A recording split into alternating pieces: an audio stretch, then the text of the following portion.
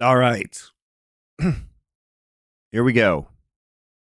I've been told this is an actual banger. Hopefully it isn't a lie. Got to get into this game. Some of us still have our golden kappas from yesterday. So let's get right into it.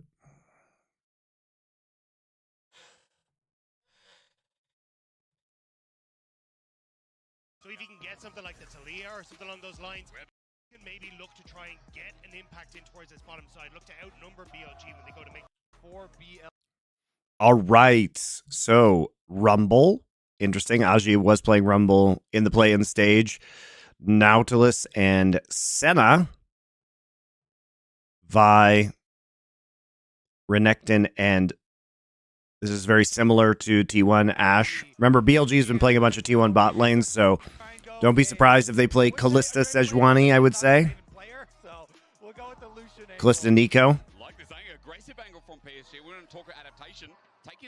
All right, it's going to Kalista Renata, probably force a lane swap pre level 3, as we've seen from PSG. Who is an absolute masterclass on this pick, especially when you look at Knight. He's been renowned as the murder book. He likes to pick it up on Ari as well, so we see if he gets to go rolling. 85% of the time against BLG in playoffs, this was banned against them for big reason. Let's see if PSG are going to reject, excuse me, what's the word? Regret. There we go. English is hard. Maybe not as hard as this Talia is going to be in the mid lane. Okay, Knight's Ari. Knight may be the best Ari player in the world. Among them, for sure. So that's pretty hype right after off the bat. We got to see the disappointment of Cream's Ari earlier on in this tournament. That was not so fun.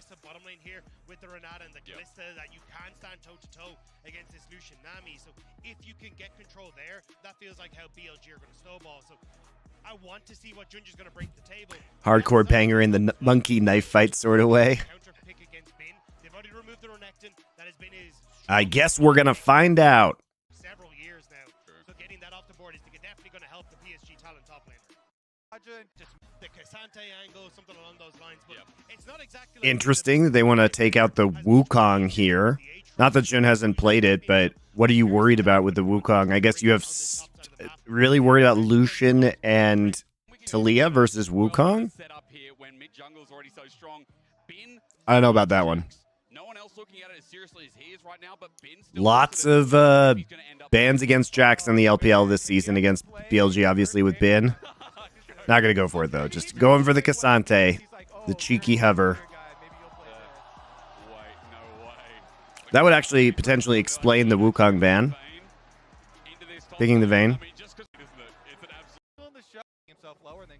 Ah, yes, the much more standard, much more meta, apparently. Urgot.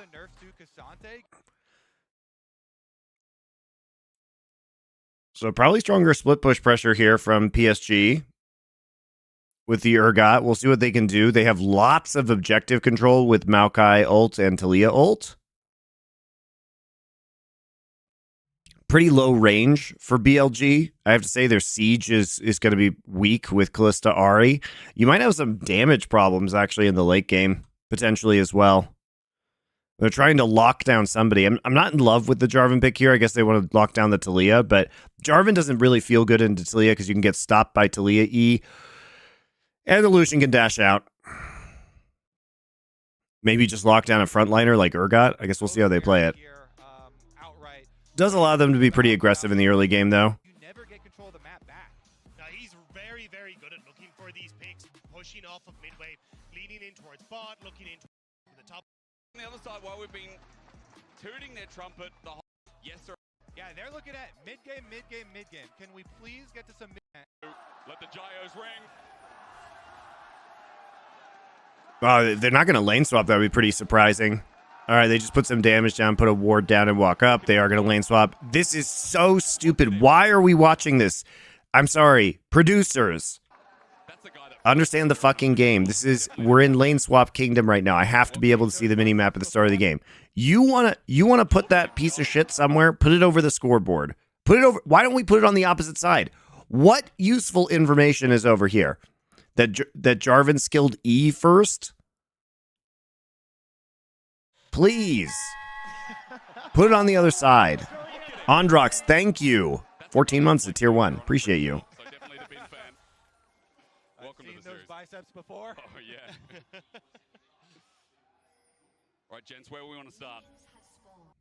This is Junja here. Goes in. He gets a knock. He gets all two. All right, what is this? Well. Pins come down. He shocks him into all the charm. His flag. All right, what are these? What are these shenanigans? Importantly enough, we talked about Shun controlling the game, especially towards bot side on this Jarvan. We have to see where the pathing begins as PSG. Start with All right, so Jarvan actually just starting Wolves, and he's not going to be able to get it. He's trying so hard, but... Oh, he's going to be able to smite. 600. Smite? Flag. Okay, waits it out. Baits it. Archer goes in. He gets All right. So actually, Bin sees a really interesting angle here. Has W first. And Knight actually already hit 2. So he has Charm. He has Q and E. That was cute. Oh my god, Jin's going for it, dude. He's fucking sending it with that flash. Amazing. That was really well played by BLG, dude. This is really well played by BLG. Jun, look at this.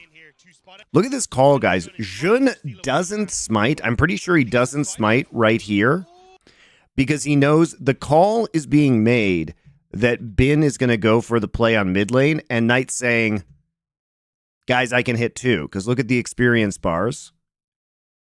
Maple still has half a level to go, but Knight's saying I can hit 2. So Jun, I'm pretty sure, is intentionally not smiting this right now. He wants to get the little wolf. Oh, so this is so smart. So he's not going to use smite because he's not going to get level 2 off of just the big wolf. He needs one of the little wolves as well. And so he makes sure he secures the little wolf, and he distracts them for enough time that they can make the play in the mid lane, that Knight is going to hit level 2. This is fucking good by BLG. Holy smokes. Good! It's a disaster for PSG. The idea was good. Get the invade off, give Aja a job to shove Shun out of this top side, but Maple just doesn't respect the control the Knight has in the mid lane. Did you guys like that? Wow, that was pretty sick. They managed to get that pick. Uh-oh, they're going to go for round 2, it looks like here. Shun doesn't have Why don't ADCs in lane swap start with Cull? Because you don't know you're getting a lane swap for sure. And Aja will at least push them off that. But remember, again, look at this bot lane, guys. Elk and On have already started firing at this turret. So What if they called a lane swap? Then you just get giga fucked. Plus, lane swapping doesn't get you to 100 CS in this case, because Betty and Woody are going to switch back at 3. Probably. They were going for the slow push there, but then got up an extra auto off of Nami. Here's another Lane swaps are different now. You're mostly trying to just to dodge bad levels. You do switch back. Quadrant here. At least 2 camps still available on the blue side. They're slowly pushing in. Look at the bot side as well. Next one traversing as well. Jarvan's down towards bottom side for Shun, while Junja hovers top, but only now do Betty and Woody start hitting this turret with Arja getting into the mix. And that's the kind of thing that we didn't see with all of the focus there on the invade. Junja was able to take his blue quadrant and then come over, so the Maokai is going to have way more jungle camps available to him. Meanwhile, Shun here on the Jarvan, just going to be able to go pick up that Scuttle Crab, assumed, on bottom side, and then be a little bit more sad. Yeah, it's kind of Shun falling behind, but Alkanon are in a... Yeah, don't you also want to have a little kill die pressure? Yes, that too. It would make it easier. That's a good point. It would make it easier for the enemy top laner just to sit under turret and absorb XP. All right, all right. Forcing Knight's flash. Interesting. Really nice W. Good shot back, actually getting the stun as well. Knight in a bit of trouble. The damage is good too. One more from Maple, flashed away from... And Knight getting forced out. Not sure he had a flash there, but... And of course, Shun's not going to be too sad because he is the one who got the kill credit for the first blood, so he got the gold injection, even though won't have the extra camps for the experience. As you can see, the full level lead already for Junja on the Maokai. So Maokai getting to that level 6 early, maybe that's something that PSG can rely on. I think the downside is just how far your bot lane is behind, though. That's 3 plates that have gone over to Elkanon versus the 1 on that top side. Already going to pick up the boost and double longsword. You do have the Kerchase shard for Betty, which will be nice, but in the long run, I think you win out for BLG. And Betty. Do you think Riot should buff Colt? No. So I don't think you want to play very aggressive on this one. It's pretty prevalent in pro play. And if you buff it, it's going to just be, everybody's just going to buy it. It's going to become too good. The point is it's a scaling item. lane is getting about as much CS as you'd expect here in the early game. As Shun is now trying to rotate around, still level 3 here to find an angle in enemy jungle. You can see Maokai trying to steal away his own. I think Riot should remove Cole from the game. He's coming down now. Betty.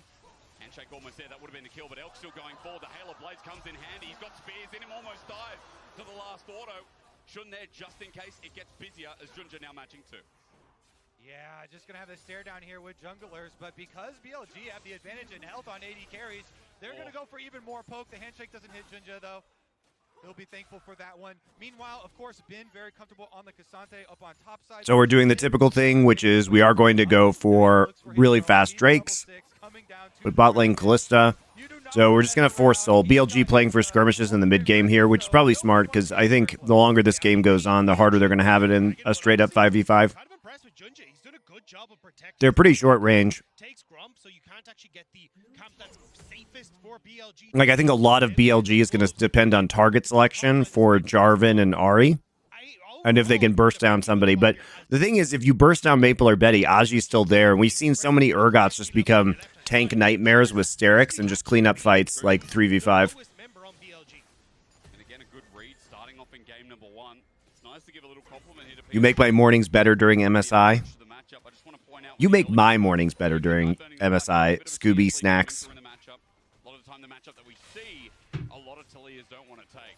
It still has this dark seal, though. It's still classic There Knight, it is, right? yeah. Working up towards his murder book. He's renowned for it in the LPL. We'll have to see how many stacks he'll be able to get, or whether Maple can make him regret spending that money. But at the moment, it's going to be just him poking his head into topside, looking to get a little bit of vision.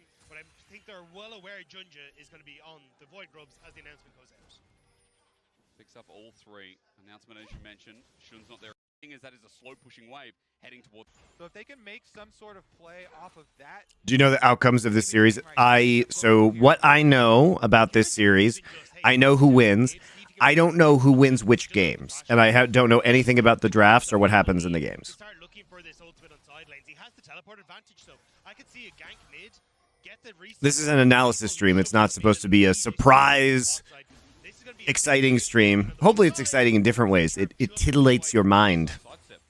You know, Maple getting away from that was big as well, as he was low on mana. But I don't know who wins this game, for example. Just looking for the demolish. Arja closest. He wants to try and hit level 6. What's the EXP advantage?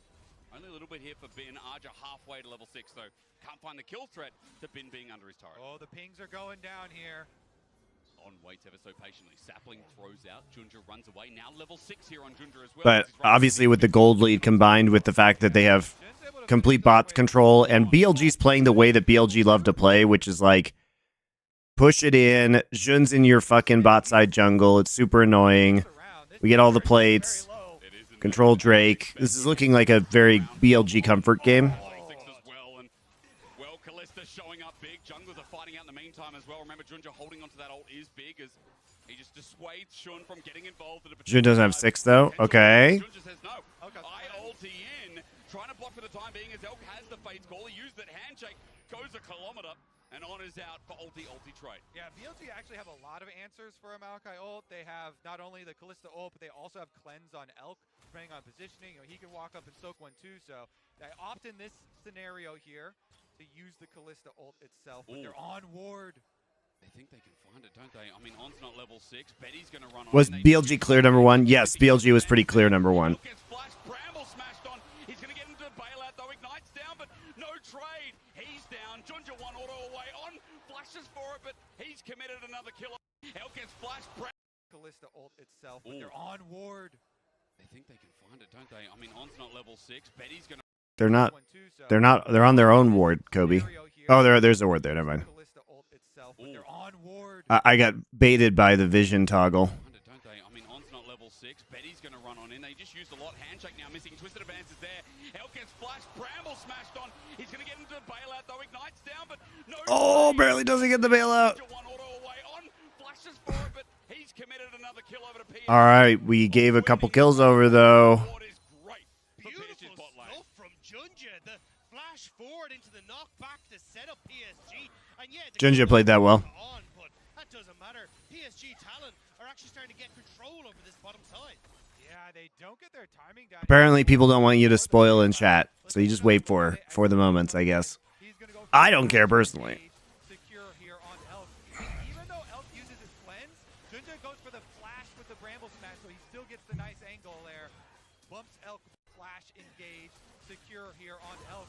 And even though Elk uses his cleanse, Junja goes for the flash with the bramble smash, so he still gets the nice angle there. Yeah, that is a mistake. That is a mistake by Elk. So it's like he's playing as though he doesn't have bailout, right? He literally like hops back in it like towards his turret thinking he's gonna live when he has bailout up. So they actually just misuse bailout entirely. I think actually he could get bailout there. I think if he kills Maokai and gets bailed out, maybe BLG win that fight because Jarvan's gonna get there. It is also weird that Elk didn't flash. I think he could have secured the kill on Maokai and gotten bailed out for sure. So, bit weird play. Maybe they didn't think Jun could get there in time. Maybe they weren't communicating with Jun at that precise moment. Because it makes more sense if they didn't think that Jun would eventually arrive. Ah, yes. Check Urgot boots. Why does he have Berserker? What is that supposed to do for Urgot? Am I crazy, guys? There isn't anything in Urgot's kit that scales with attack speed, right? I'm just going to look it up. Because God knows I haven't looked at that in a while. Do any of his abilities scale with attack speed? No.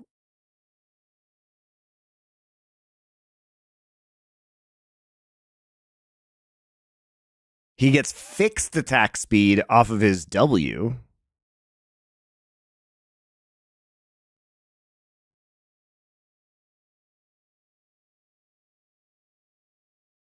So it's even worse?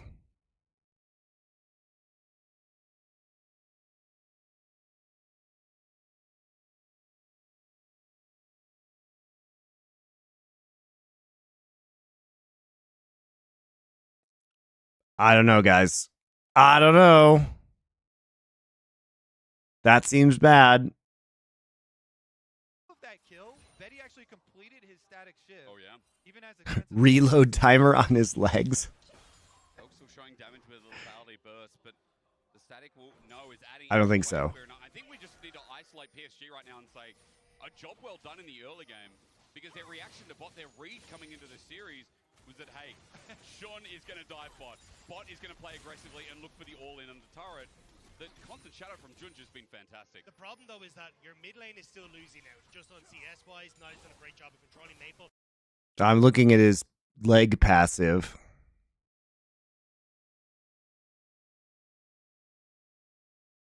His shotgun knees?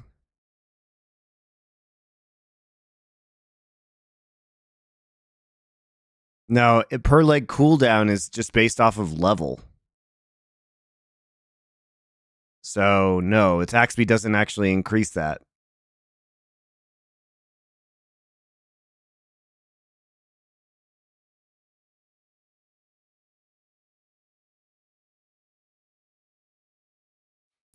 You could toggle W off and weave in autos, but it's not worth. That doesn't sound worth.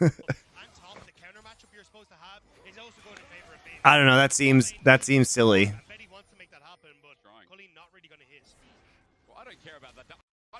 Well, that may be a mystery we are not able to solve, guys. Yeah, I don't care whatever Dagda said. Everyone forget it. I hate logic. What are you running in? Wow, maybe not logical there. The timing he thought with Dragon was okay, but he now flashes away, almost getting called out while Dragon was the said everyone forget it. I hate logic. What are you running in? Wow, maybe. It's interesting to me that BLG is prioritizing getting the 3 grubs and trading up their quicker soul for this. Yes, I think the 6 void grubs are dangerous to give over to PSG, especially when they may be able to split push with an Urgot Talia, but Drake stacking seems pretty important to me. Like, getting that quick soul seems pretty necessary.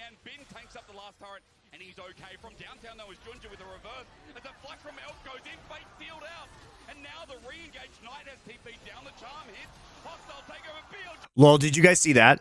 So this is what happens when you have hostile takeover when phase rush is procced. So watch Maple get phase rush procced, right?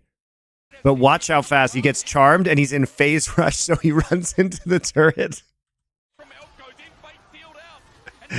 Look how fast he is. Ooh.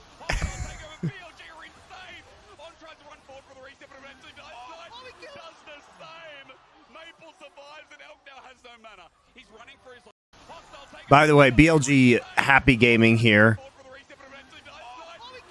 They're actually opting into an engagement. They're opting into an engagement when Jarvan is topside.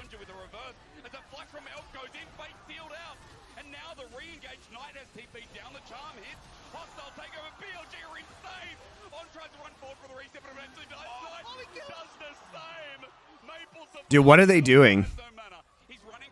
This is so silly, guys. Like, why is Knight TPing bot? They're so cocky. I don't think they do this versus a good team. Oh, the cleanse clutch there for Elk to be able to survive, but they get messy indeed.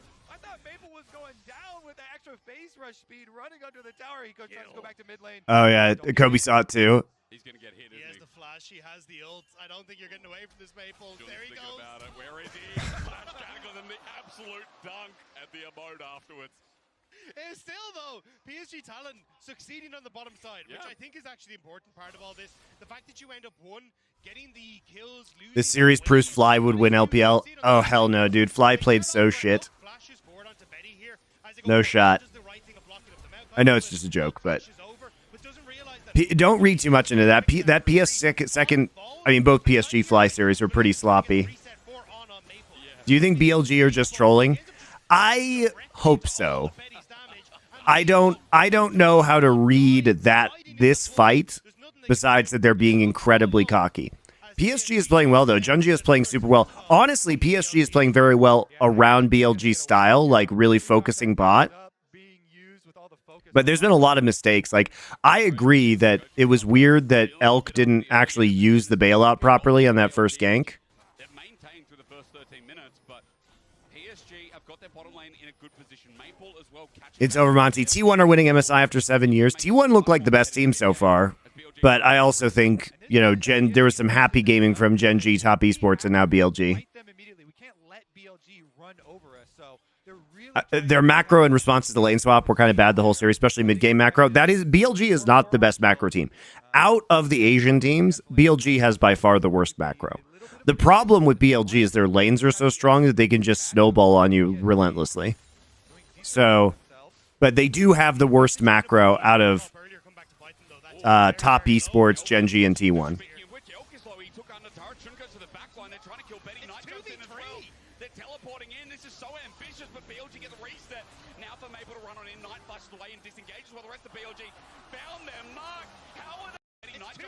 Their skirmishing is also very good. So there's 4 players here, so that's why they want to make the play onto Jun. They also know that Jun's ult is down. But his ult, oh my god. I think they're trying to make a play around Jun's ult being down from when he killed Maple earlier. But his ult is like 5-4. It is so close to not being up. So they think it's safe to go on him and play very aggressively. But Jun then corrals Betty, and Knight is able to just mess him up.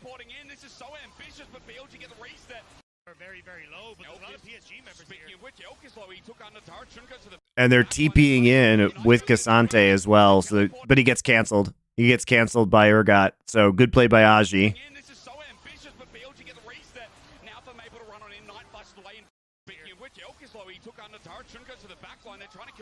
Woody has a fucking terrible tidal wave.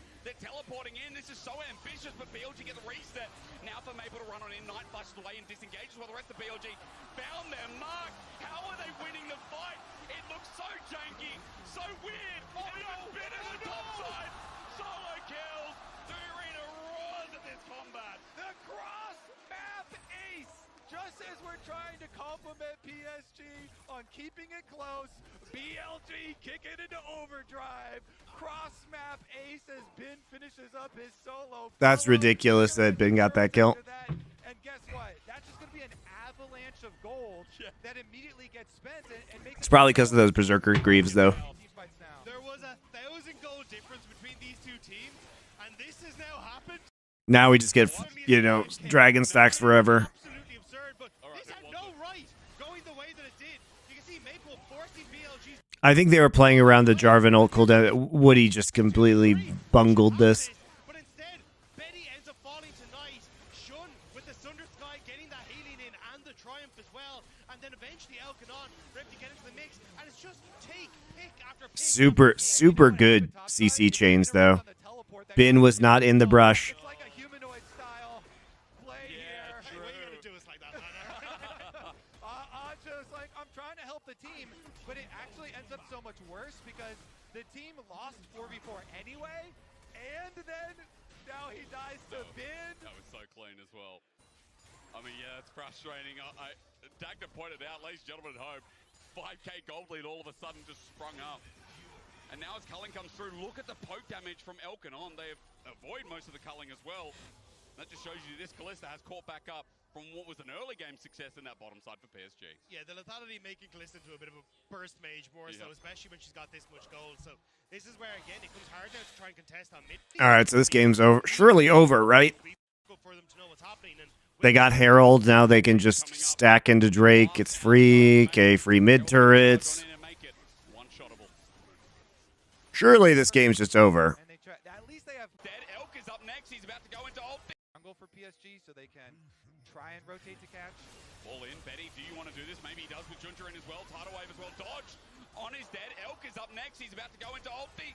The bailout's there, but no one there for the reset, and he dropped. The 2v2 of BLG is being bailed out now by Might. In the mid lane, Maple's going to drop on down. Night excuse. came from mid. All right. It's a minor win for PSG, but Down to bottom side, finish off his recall, and escape with his life. In the opening game here, bottom lane has been caught out a few times, and I think also, you know, some of these great wards from PSG, whether they're lane wards or brush wards. Betty takes it as Cataclysm jumps on down. You can see Pin teleported in, and Maple is stuck in the Aerodome. Knight with the Spirit Rush over. He's going to hostile takeover. And it's crazy that, again, Elk and On right now are the ones who are getting punished the most. Yeah, it's definitely BLG skipping steps and trying to play through sides, but this is something that's been... they're trying to do the exact same play again. Hostile takeover, and again, saving the However, this time counter-engaged with hostile takeover, and Jun is actually there this time, so they're able to lock down the Talia. Maple has no flash, so he can't get out.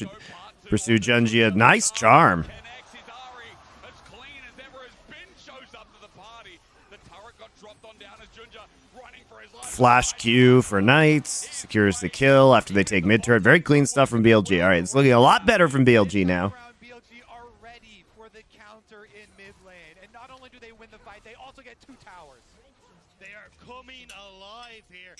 BLG able to collapse and get so much, and now you just get to reset. With Dragon in 2 minutes time, you can play it through side lanes, pick up a 3rd Dragon if you want to. Baron about to spawn on the map.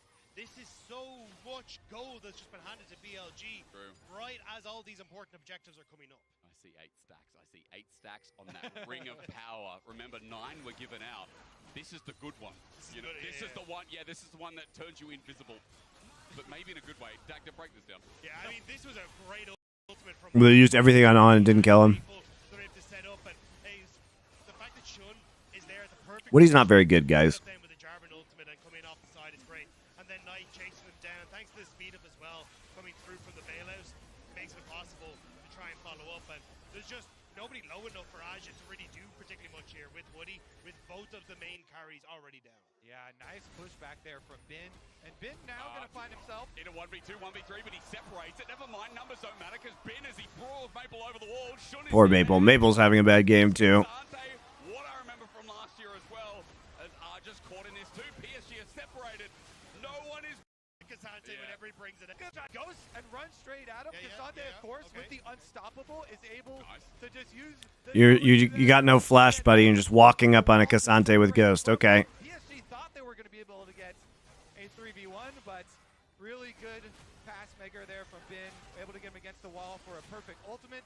And the rest of BLG were on the way. But, of course, PSG know they're so far behind in this game, they have to keep on... Isn't way better than Talia. Talia's really good right now. This could be the fight that just leads into the enemy base at this point. Junja is getting sold out by Elk. He has to turn for the engagement. Culling's helping out, but... Oh, no. Never mind. On flashes him to Illusion. He sends out the takeover. Elk goes over, and he's bailed out. Talia has more playmaking ability, has more objective control, generally speaking. Gets a push lane for free with Q.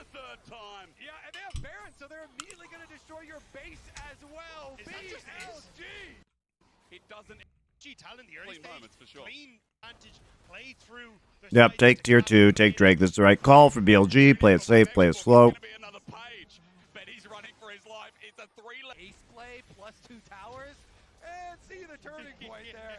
That's where they really just exploded the game. Ooh, they get another Inhib. That's pretty With a good. little bit of this Baron buff, they've got another minion wave's worth with 35 seconds left on it, but I hope T1 does not pull out the Jin. Look, inhibitors and call it at that. if there's one team you want to be pulling out the Jin, it's T1, guys. So, well, I say so long for at least 10 minutes, and then BLG kind of just said, right, we've had enough of this. We're going to play off of Knight's pressure in the mid lane. We're going to lean in towards that skirmish, make sure we're able to find it. And now you're in a position where 2 towers, or 2 inhibitors even, gone on this bottom side.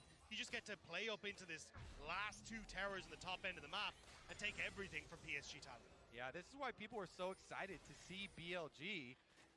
Such an Yeah, explosive Jin support is their jam, though. into the game and Knight's back into the side lane. On SI, mentioned you guys will be talking about Vanguard soon on a pod. It's going to be a 4 horsemen. Yes, it's next week. And they just sent him over there just for good Next measure. week. But this is Knight's comfort zone. This is where he, even back when he was on top esports back in 2020. Did you set the stream tags? Of course I did. Hey, watch this as he starts to demolish the enemy team. And it feels like this is where he again starts to come alive and look for picks, look for plays. So he just continues to keep the pressure up on PSG talent. And look, Ben just being a Giga Chad once again. He just runs in. That TP was gorgeous. Maple is knocked back and too far forward. Ben just says, I'll take it. Runs in under turret. Does he care? Ask him. Look at him. Watch him. He just takes 4 turret shots and I'm not talking about the game, guys, because it's just boring. All right. We did it, guys. We got through game 1. Were there some whoopsies in the bot side? Yes. They were still ahead too in the early game also. BLG showing their strength through skirmishing, though. Turning that into objective control. Cross map ace. And I think that's the heartbreaking point. is Yeah, you- cross map base, pretty brutal. All right, game 2. Treadmill, Ben in style apparently. Now, I set that strength up because I wanted to see what the adaptation was. Okay. Okay, so bans coming in. We're seeing actually the same bans, even though BLG on the other side now. Ari going to be banned alongside the Vi and the Ashe, so PSG mixing it up a little bit. Still going to be Callista, Renata. Oh, it's the same side. Sorry, guys. Same sides as last game, same draft as last game. Except now we're going to have the Renekton. Renekton was banned in the first game. So now Bin just wants to go ahead and first pick that. They really like to have self-sufficient or winning top lane so they can focus bot lane. So Renekton is going to be a priority champion for them most likely. Cassante then goes, they just swap the Cassante. Then we're going to go for Xin Zhao ban against Jun. I think these are good early skirmishing champs he should not be allowed to have. The Wukong again. You want to try and go for this, and maybe if they do try and force the Azir, it's going to be nice. Talia, no go. Azir, no go. So Maokai again. Maple, though, things I don't, if you're trying to rush Maokai to 6, I don't really understand this. They still get Jarvan, right? This historically is sick. I mean, No, you're not going to run blind Silas. Oriana ball. Play Oriana. Focusing on Not Knight's those hidden Oriana most, ball plays, but like, best champion. was kind of one of the All right, Aurelion Soul for Maple. That makes more sense why you would take the Wukong out of the pool if you're going to take Aurelion Soul. that's very gutsy. In a matchup versus Knight, I think we kind of remember... Again, I say it, but PSG feels like they have better scaling and front-to-back team fighting in the late game. Better engage, better vision control with Maokai. surprised to see it again. You know what something's really annoying, Kobe? That they just make these random roams when they get push in top, and they just appear mid. Now, this is a very potent appear mid composition. I think very potent. Oh, NZ Primus is just quoting he's quoting the hilarious, when I switched over the VOD, he's quoting the hilarious Alex Jones indie song classic Jarvan where they make fun of Alex Jones. That's what he's quoting. He said, system here, and then you have Renata For you guys who don't followed know. up. So you're talking about, team fights. Those are some beautiful team fights. Some really there is good a combos, satirical really good Alex Jones indie folk music song, and that's one of the lyrics to it. I think we are definitely going to If see Talia is good, why do Genji ban it most of the time and picks Corki? early on. PSG good at reverting that in game 1, though. I mean, The first 10 minutes. Chovy can play it. Maybe they just don't want to. Maybe he wants to be left alone in the side lanes and not collapsed on by Talia's. Worry about the first 3 levels. Just make sure that you're going to be in a good spot. See if you can go for that invade again. Don't die would be the ideal one. Oh, yeah. That's the checkbox for me on this one. But at least go for the same idea. And if you can get into a position where you end up with Junja being able to steal some of these camps, especially the way he was able to get that bottom side for himself in the last game. That is probably the way that you want to try and get this early lead for PSG Talent. Who needs to watch the official VODs? Erudite viewing experience. That's right, Nick Wagner. You get it. Bangers only is false advertisement. I was told this was a banger. Look, guys, I try. Look, here's the thing. I try to curate Pro LoL for you when there's 4 leagues running and give you guys the bangers only. I do a pretty good job. This is the only LoL that exists right now. By definition, these are both the best and the worst games happening at the moment. Made a quick showing in the first game. Now, this is the main stage. PSG earned their right to be here, beating down FlyQuest. And if you don't like it, fuck off. Casting with Kobe, but I've got Dagda now, so I can throw it into the middle. Do you guys have game sounds? Speaking of what you have? It's a little low, but It ain't there. But I had fun watching the first game. That was pretty good. We'll get there eventually. What do you reckon they're saying right now, the champions? It's a mystery. Saying invade. You can go back to Double Lift stream and listen to him talk about LPL teams that he definitely knows about. Right now you'll be hearing, that's it. Least in the best of it, and Callista not too bad as well as BLG. They've got the wards on it. Do you know the most? All right, so Deep Ward goes in. They're definitely going to lane swap again. So the reason why we see this ward go in is because obviously we're going to lane swap pre-3. That's just how it go now with Lucian Nami lanes where they can get strong. Then contest the Renata Callista. We're starting to see this matchup quite a bit here at MSI. So they get a deep ward in because the question is Junjia going to weak side start, right? And it gives them really valuable information. So they have the Faker ward in at the Raptors. They have a blue ward in. And now they can just be super annoying by walking on them in the jungle because there's going to be a weak side jungle follow. So weak side meaning that their strong side is where their duo lane is. Their weak side, so they actually can't take this. So that's a really good early disruption, but it may affect their ability to take plates. that is huge though because BLG aren't getting that same disruption on the opposite. And meanwhile, BLG is starting strong side, but because they only saw the duo here, I think what happens is that PSG infer that there's a strong side start, so Aji actually has a chance to kind of slip in here, although that'll be true of Bin on the other side. Handshake in. Oh, nice job by Aji. Getting the flash from on, but in the end as well, Aji gets tanked heavy. What? What an odd interaction we just witnessed. Walk right up to him, hit him with the W back, and Summoner spell advantage. Now, Jinja, Do you think chamber design was based on you? No. There, so Maokai being behind to a Jarvan plus being on vision is a little bit dangerous. Are they just going to go for on, though, is the big question, because there is an opportunity. Oh, wait, actually. Thank you, Mercury Crest, for your Tier 1 subscription. I appreciate it. Happy Father's Day. It's not Happy Father's Day. I have not seen the games. No. Are they just going to go for on, though, is the big question. So at 2, they try and go for this because they do have bailout.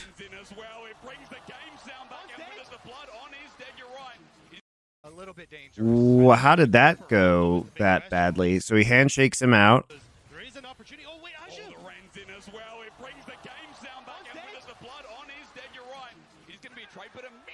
Are they just going to He just took the extra tower shot. There is an opportunity. Oh, wait, actually.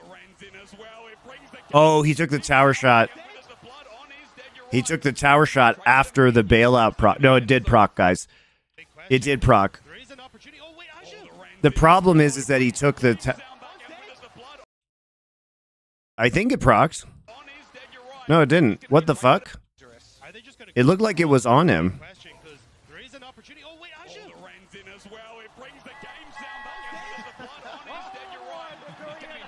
On wanted to die and then get bailed out. Yeah, exactly. He died before the bailout proc. He rended too early. Oh, that's pretty bad. Casante does die before the tower shot hits him. Oh, that's painful. nice and early. It does help out bossing. Thank you, Papa Azor and KFE Rise Up. That's right. Thank you for Twitch Prime sub. All Korean fellatio enthusiasts together.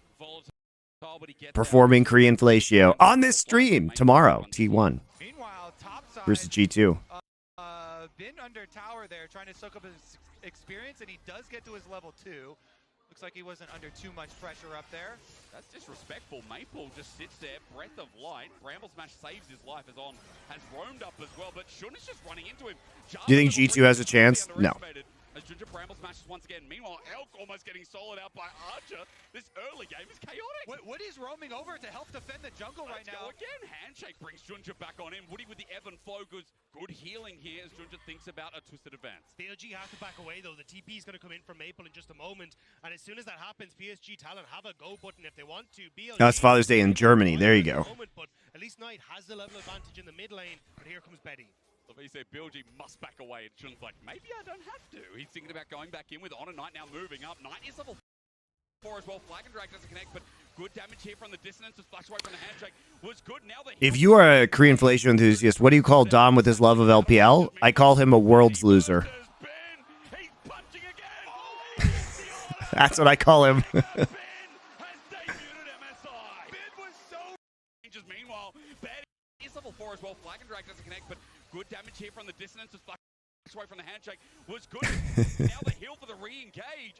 Ginger trying to slow down, but the sapling is out of range. Meanwhile, Betty versus Ben. He's punching again. And he gets the auto. Giga Ben has debuted at MSI. Ben was so ready for that one. Goes up against the wall and immediately flashes, gets his auto off, gets the kill. It's all right. He can call me an MSI loser. Things going in BLG's favor in the early stages. Game 1, it was that kill in the river. Game 2, now you're getting these leads, but Ben finds Woody. Look at the Fury as well. He's close. He's slice and dice. Gets the upgrade. Gets out of the aqua. Oh wow, really well played by Ben.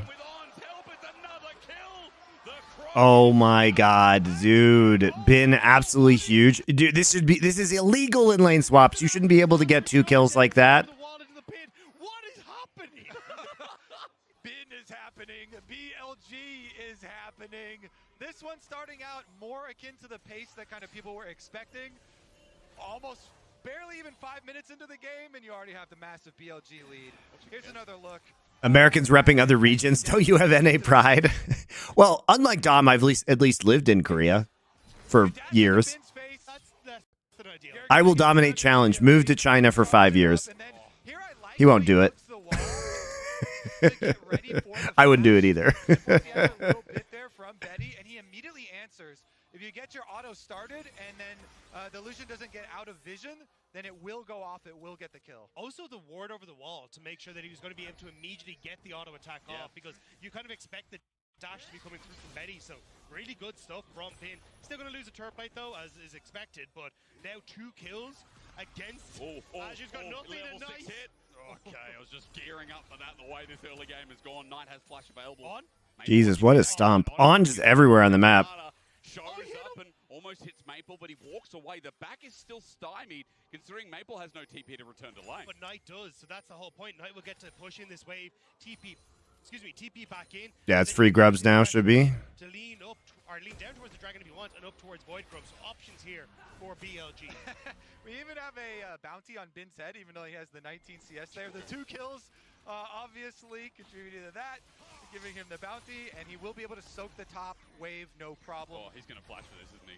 I didn't realize that was a problem I had to contend with in lane swaps. If you get a bounty as a top laner. Yeah, that's actually crazy that he has a bounty Sorry, guys, I'm just gearing up because every time because of his advantage versus Cassante, but it's outrageous that you could kill this Renekton now and get additional gold. I hate the bounty system. Oh, nice Q3. All right. This game is revenge of the top laners. Bin gets his kills. Aja gets his kills. Aja had also he had been solo burning flashes of both enemy bottom laners previously. So now he actually completes and gets the kill. honestly, all the top laners that have had to go through these lane swaps, Oh, look, cathartic experience. A fight's happening again, isn't it? Yes, it is. On's running in. Knight has Shockwave over Dragon. Who's going to die? Aqua Prison kited away from his Knight is running towards, but maybe my pants are on fire a bit here as no fight ends up happening with the Dragon. I was going to say, with Elk dead and Shun being on that top side, I think it would have been a very That sorry sounds like affair. reason, Dacta. That sounds like logic. I don't like it. But BLG are Somehow, Aji has more experience than Binti. Okay, finally hits level 7. Okay, we're evening it out. Don't worry, guys. They're actually, I realize Don't worry. Classic, nah, I'd win team at MSI. That is true, and it feels like now they might win here because PSG getting shoved underneath their own tower. They will need to call Junja here if they want to survive, but Shun very close. Okay, 2,000 gold lead here at 7, almost 8 minutes into this game. Ping's raining down right here because the bottom Yeah, lane- only 1 kill advantage. Bounty should disappear. You would think so because the CS is basically even. Aja was actually ahead in levels. He still is ahead in XP. So why is the bounty still there? It's so fucking weird. EXP bar getting closer here as both junglers might time level 6 at the same time. Yeah, now Shun knows that he has smite advantage for the blue, so Shun's gonna be able to take away the blue while Elkanon. Here we go, 2v2 dive. We talked about this handshake out. Woody is gonna burn down. Auto through ignite picks as well. Elk under turret fire. Shun's gonna be able to take away the blue while Dude, Woody is actually 2v2 dive. We talked about this handshake out. Woody is gonna so burn bad. down. Auto through ignite picks as well. Elk also didn't need to flash that, but whatever. His mission as Cataclysm burns. Level 6 hit first from Shun. You very smart analyst talking about that level gap. It forces the flash. They're trying to isolate on this bottom side. I thought they might continue to go for Betty, but they're going to just back away, happy with the turret plates until Betty and Junja are still here. You don't win this! You don't win have this! no mana. Waiting out for the dash is easy. Elk styles on him. You know, in LPL, Betty had a positive win rate against Elk, and he is now shutting that down real quick. Elk and on. What a terrifying bot lane. Gotta say, this Woody guy is really leaving me flaccid. Yeah, I think the last time Betty saw Elk as Jomong, it was a long hell time ago when he's playing an RNG, but Elk is a changed man. No more Jomong madness. On is no longer off.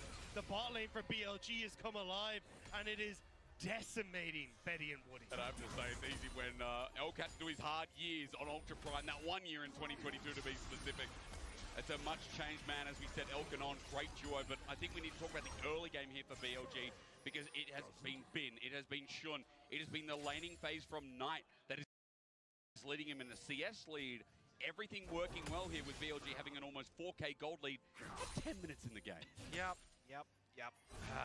BLG bot lane advantage is. The thing is that PSG's macro was actually pretty bad too in the games that they played against FlyQuest. Like, they have a tendency just to kind of like ARAM. They don't play side lanes particularly well a lot of the time. I mean, but look at this. The lethality plus the Q. You know, they're very all in. You know, when they were running the Rumble Jarvan comp, that's when they, I think, looked all right. I think Bin might be able to 1v2 this. Level 8 Croc goes into dominance. He's building up Fury. Arja gets a flip on back, but Bin is crikey incarnate. Junja just runs away, and Bin waits for the next coming. Yeah, and Shun was on the way as well. You know, Jarvan's coming up there. If they really tried to go for it. Bottom side again, though. Look at the pain. Got demolished. I mean, again, PSG and the 2v2 aren't winning out in standard lanes. They talked about it on the desk, and I think we all mentioned it. It looks so hard to beat as Cullen comes through. Another completely whiffed tidal wave by Woody. Woody in trouble as On takes some Shout out to Woody. They're going to try and find this lane, but they're like, nah, let's take Woody with us. The bailout there. Now they got the bailout, but it didn't matter. Just like, get me Betty, get me the kill. He won't find it. And it's classic BLG again. It takes 4 members from PSG top. Hey guys, should we make a cross-map play while we're doing an objective while Jarvan's topside for the 2nd game in a row? Yes, we should, but at least we get 6 scrubs. And it's classic BLG again. It takes 4 members from PSG time to shut them down, which means this tower on topside probably going to fall towards Bin, especially if Shun, after taking these Void Grub, wants to try and move up there. You could dive this Maokai. He's only level 7. Knight here zoning Maple off from the minions as well at tower. 2nd round of Void Grubs takes forever to take. Good Aurelion soul damage and stacks. Alrighty, finally got all 6. Hurrah. What do you expect of Aurelion soul and what you've seen at this tournament so far? And Knight continues, though, to squeeze out these CS leads in mid lane with Maple roaming bottom. You know, PSG sending 4 people to try and put a stop. The difference between Chovy and Maple Asol is night and day. Knight pushes up on the tower again. Well, Chovy's probably the best Aurelion Soul player in the world, so. As the big CS lead. This guy is everywhere. On is just always out of lane. And I think it's something we talked about at the start of day 2 where... Who even shot calls in BLG when Yagao left? Is another strong point. I don't know, actually. But I think as we watch them through MSI, we'll see more and more of how On affects the map state for BLG, how he can really be a pain in the sides of people like Maple as well. Just hit level 6 off that. Has Faker played Asol yet? No. Maybe in regular season. Who are we calling the ambulance for? Let's find out who has the better health insurance here. Is Betty. Oh, okay. Maybe we start the 9 and then wait for the 2 numbers. Ladies and gentlemen, I'm from Australia. It starts with a 0 over there. Definitely in the wrong country. Is BLG try to rush through this bottom lane? Junji here to defend. Yeah, and Elk already is level 9, and Betty's still stuck Hold at up. level 7. My sound isn't working. Give me a second. Getting zoned off. Ah. 4v3.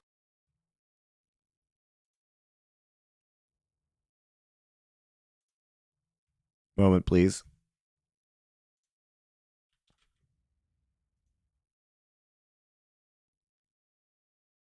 Uh-oh. All right, here we go. Getting my sound back. Hold on.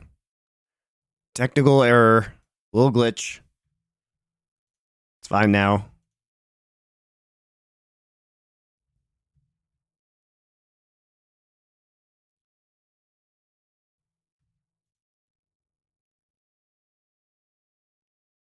Apparently it's not fine now. Hold up, guys. What is going on, computer? Treadmill, been in style apparently. Now, I'm not on my normal PC, guys, so bear with me. There we go. Again. Here comes Knight, 4v3. No teleports on the side of PSG, so they're just doing everything they can to even get some experience for Betty and Woody here, trying to escort them back to the tower. The problem is the 6 void groups do so much work on these towers the second you leave them alone. And now Dragon started for BLG. Knight gonna push out mid before he joins, but On has Faker has not played Aurelion Soul this year. Yeah, for the wave dangerous. I like that you pointed out. On is running in. He's got flash available and the hostile takeover. Shun's. What the?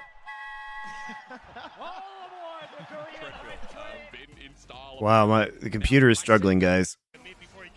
I blame Vanguard. Yeah, for the wave dangerous. I like that you pointed out. On is running in. He's got flash available and the hostile takeover. Shun's angle now perfect. Shun's just like, maybe I have the angle on them, but as the culling comes through, it's used all for naught as flag and drag out. This is a good counterplay from PSG, but now with Berserk hostile takeover, maxing range. Woody's 1 shot away because 9P beat in to save the day. The handshake might be cleansed, but Betty still drops on down. Other than another counter to Elk's matchup and the DD. Hold on, rewatch that in just a second. Sorry to get back for a second. All right.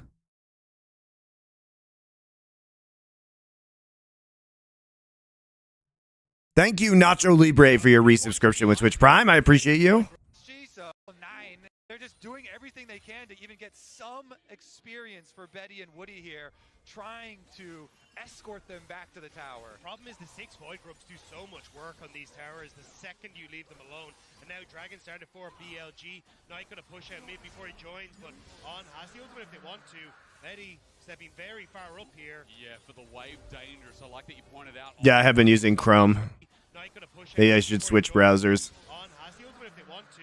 Betty stepping very far up here. Betty really wants to push in this wave to save his tower. Okay. So they try and do this because of...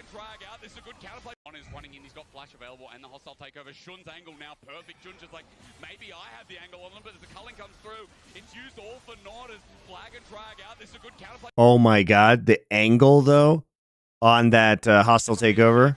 Another garbage tidal wave from Woody.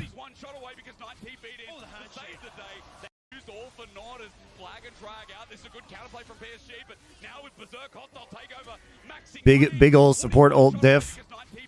Nice job. Forces flash, gets the handshake, flashes in.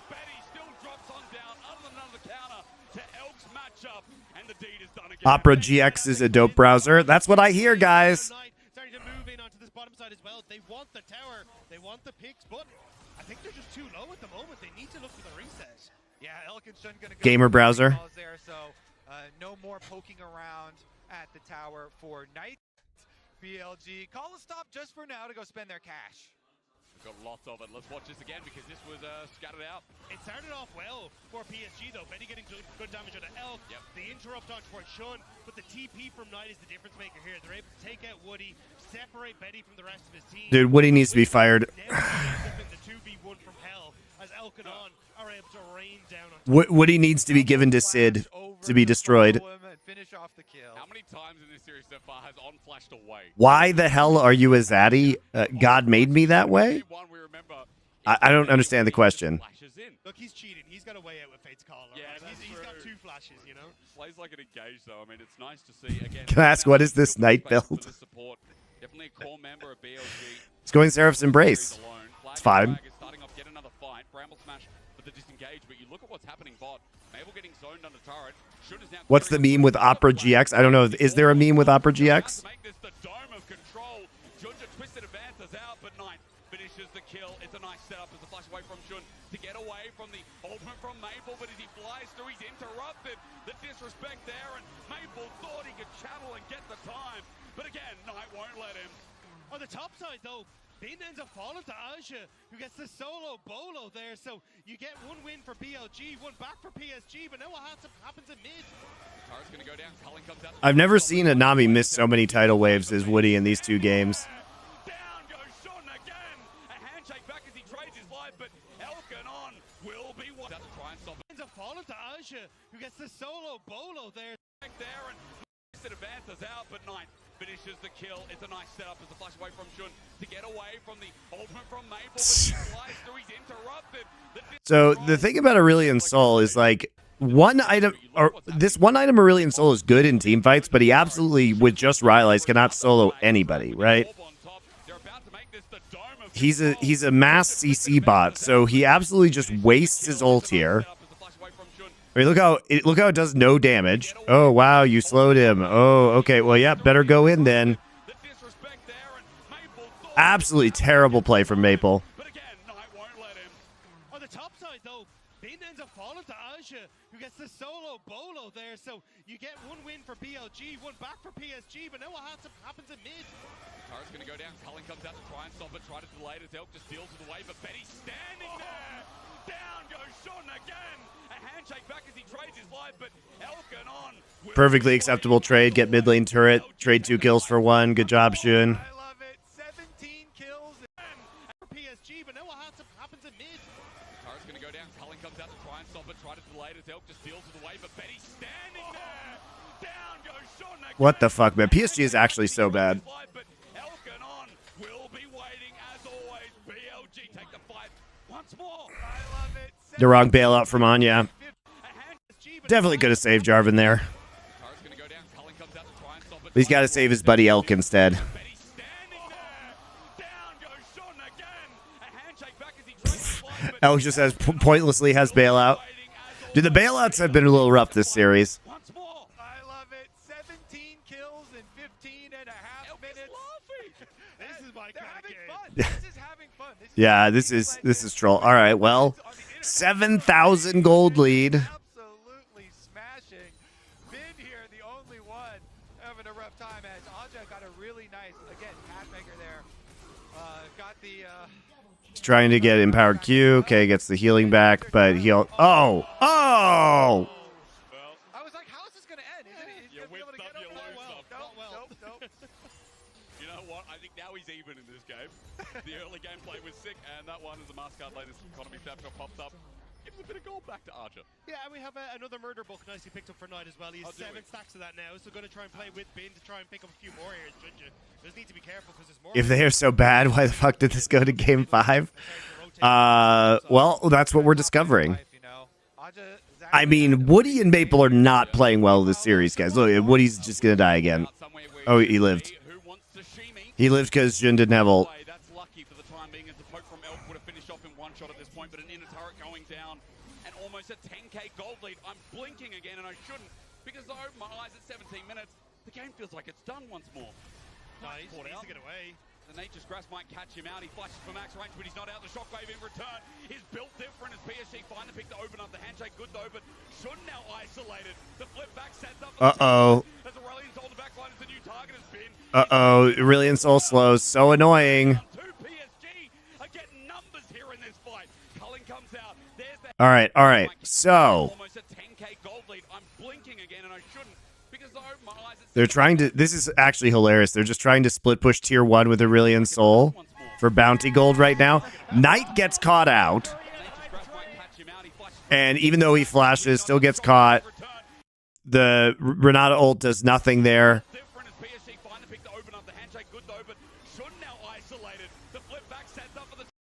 And look at this. We do get the TP in from Maple. So Maple gets the tier 1. It was a risky play. Like, basically, this is all predicated on Knight overplaying his hand in topside, because if Maple's just going to sit there and auto a tier 1 while they're at inhib turret, this was a very real possibility that, like, you lose tier 2 or you lose inhib turret and all you get is this tower right here. So if Knight hadn't misplayed this, Maple wouldn't have the opportunity to TP in. And, like, the commitment is obviously crazy once they TP in, because the Aurelian Soul is just so good at locking down your entire team.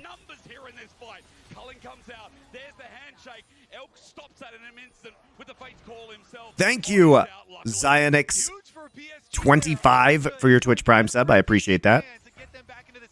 He put so much pressure on Knight there and gets Knight's flash into the ultimate from Maokai and getting that kill, opening up something at least. But I mean, so the gold lead does close from like 7 to 6K, but that was a nice moment for PSG. Seraph's Medjai's okay, interesting. Here in just a matter of seconds. A lot of members from BLG going up towards the top side. Looks like Rift Herald more in their favor. They're thinking, look, 4 dragons is never really going to be a thing. Let's instead try and Baker Luca, thank you for your Twitch Prime sub. We're going to get the replay here of Aja chasing down Nice. Yeah, honors for Aja in this game. Oh, hell yeah. Goes all out on Knight. He's going to be able to pressure them. Good angle here from Junja. They get the flash, and look at that. Barely the Maokai ultimate still hits. After That Maokai ult misses too. They probably fuck up this entire push, and BLG wins the game.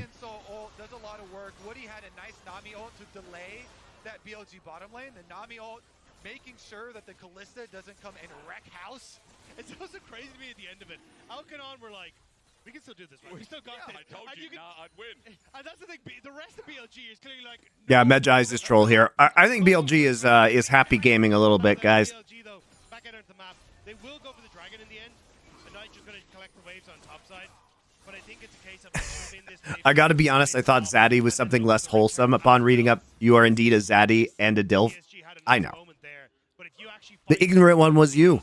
They are still massively far ahead here. Yeah, I mean, All my tags are accurate. Of players in League of Legends, you know, My tags are accurate, so guys. far ahead, and then you have a smart little bump there, then you tell Some of them according to me, some of them according to the League of Legends subreddit. Super aggro again. They grab the dragon, they grab the Rift Herald heal for themselves, then they can get back to it. Because again, No, Seraph's is good. Seraph's is always good. It's the Medjai second that's pretty bad. It's also the ward control in River that is controlling PSG space, and we know that this Crawling back to LOL is my personal favorite tag. Thanks, League of Legends subreddit. What a bunch of weirdos you are. Knight also having the Deathbook Dagger highlighted, but now a fully stacked Seraph's Embrace. Oh, On, that's a start. Cullen comes out as well. Max range almost dies. That's a start for PSG again. yeah, even getting a Kalista Came for the game, stayed for the DILF. Kalista Very ultimate good. cooldown there would have been super nice, but they couldn't quite squeeze it out, and so On is able to walk off. No real cooldown opening, but still going to be able to push out. I feel like Jackie Love is the only player that can make Lucian feel god tier. What?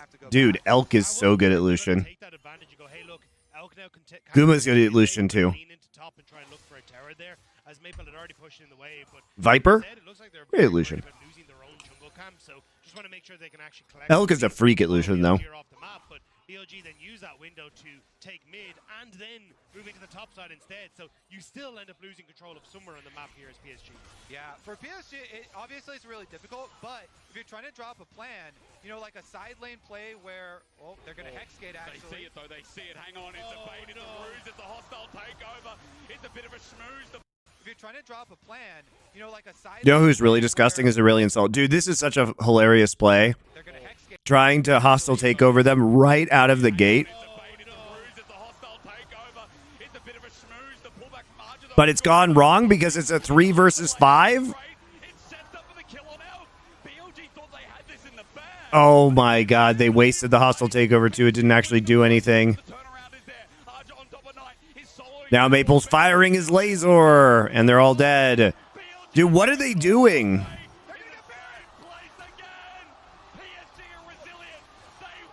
Dude, they are disrespecting. You cannot disrespect the Rylai's Aurelion Sol. You can disrespect him in a 1v1 all you want, but you cannot disrespect him in this scenario because he just gets there faster. Look, he just flies over the wall. Knight is here, but he's zoned out from this engagement, and you could just fucking drop the sky on them, right? They have to TP the Renekton in, so they end up temporarily in a 5 versus 3. Betty dashes forward, able to get a pretty good amount of damage down, forces the bailout early onto Elk. That's pretty useless. He just gets carved up. You actually have no damage. You have no damage at this point in time, guys, because Elk was really your only form of damage because Knight's build is hot trash. Actually, look at that. Look at Aji, dude. His Cassante is pretty clean. Look at him. He actually just W's Shockwave here. He W's Shockwave. So Knight can't peel for him. Knight has no damage. And then it's just the slow train. Maple flying over the wall and just slowly killing everybody. And they get Baron. This is such a crazy comeback. They're gonna get gold bounty Baron too. Holy shit, what a swing.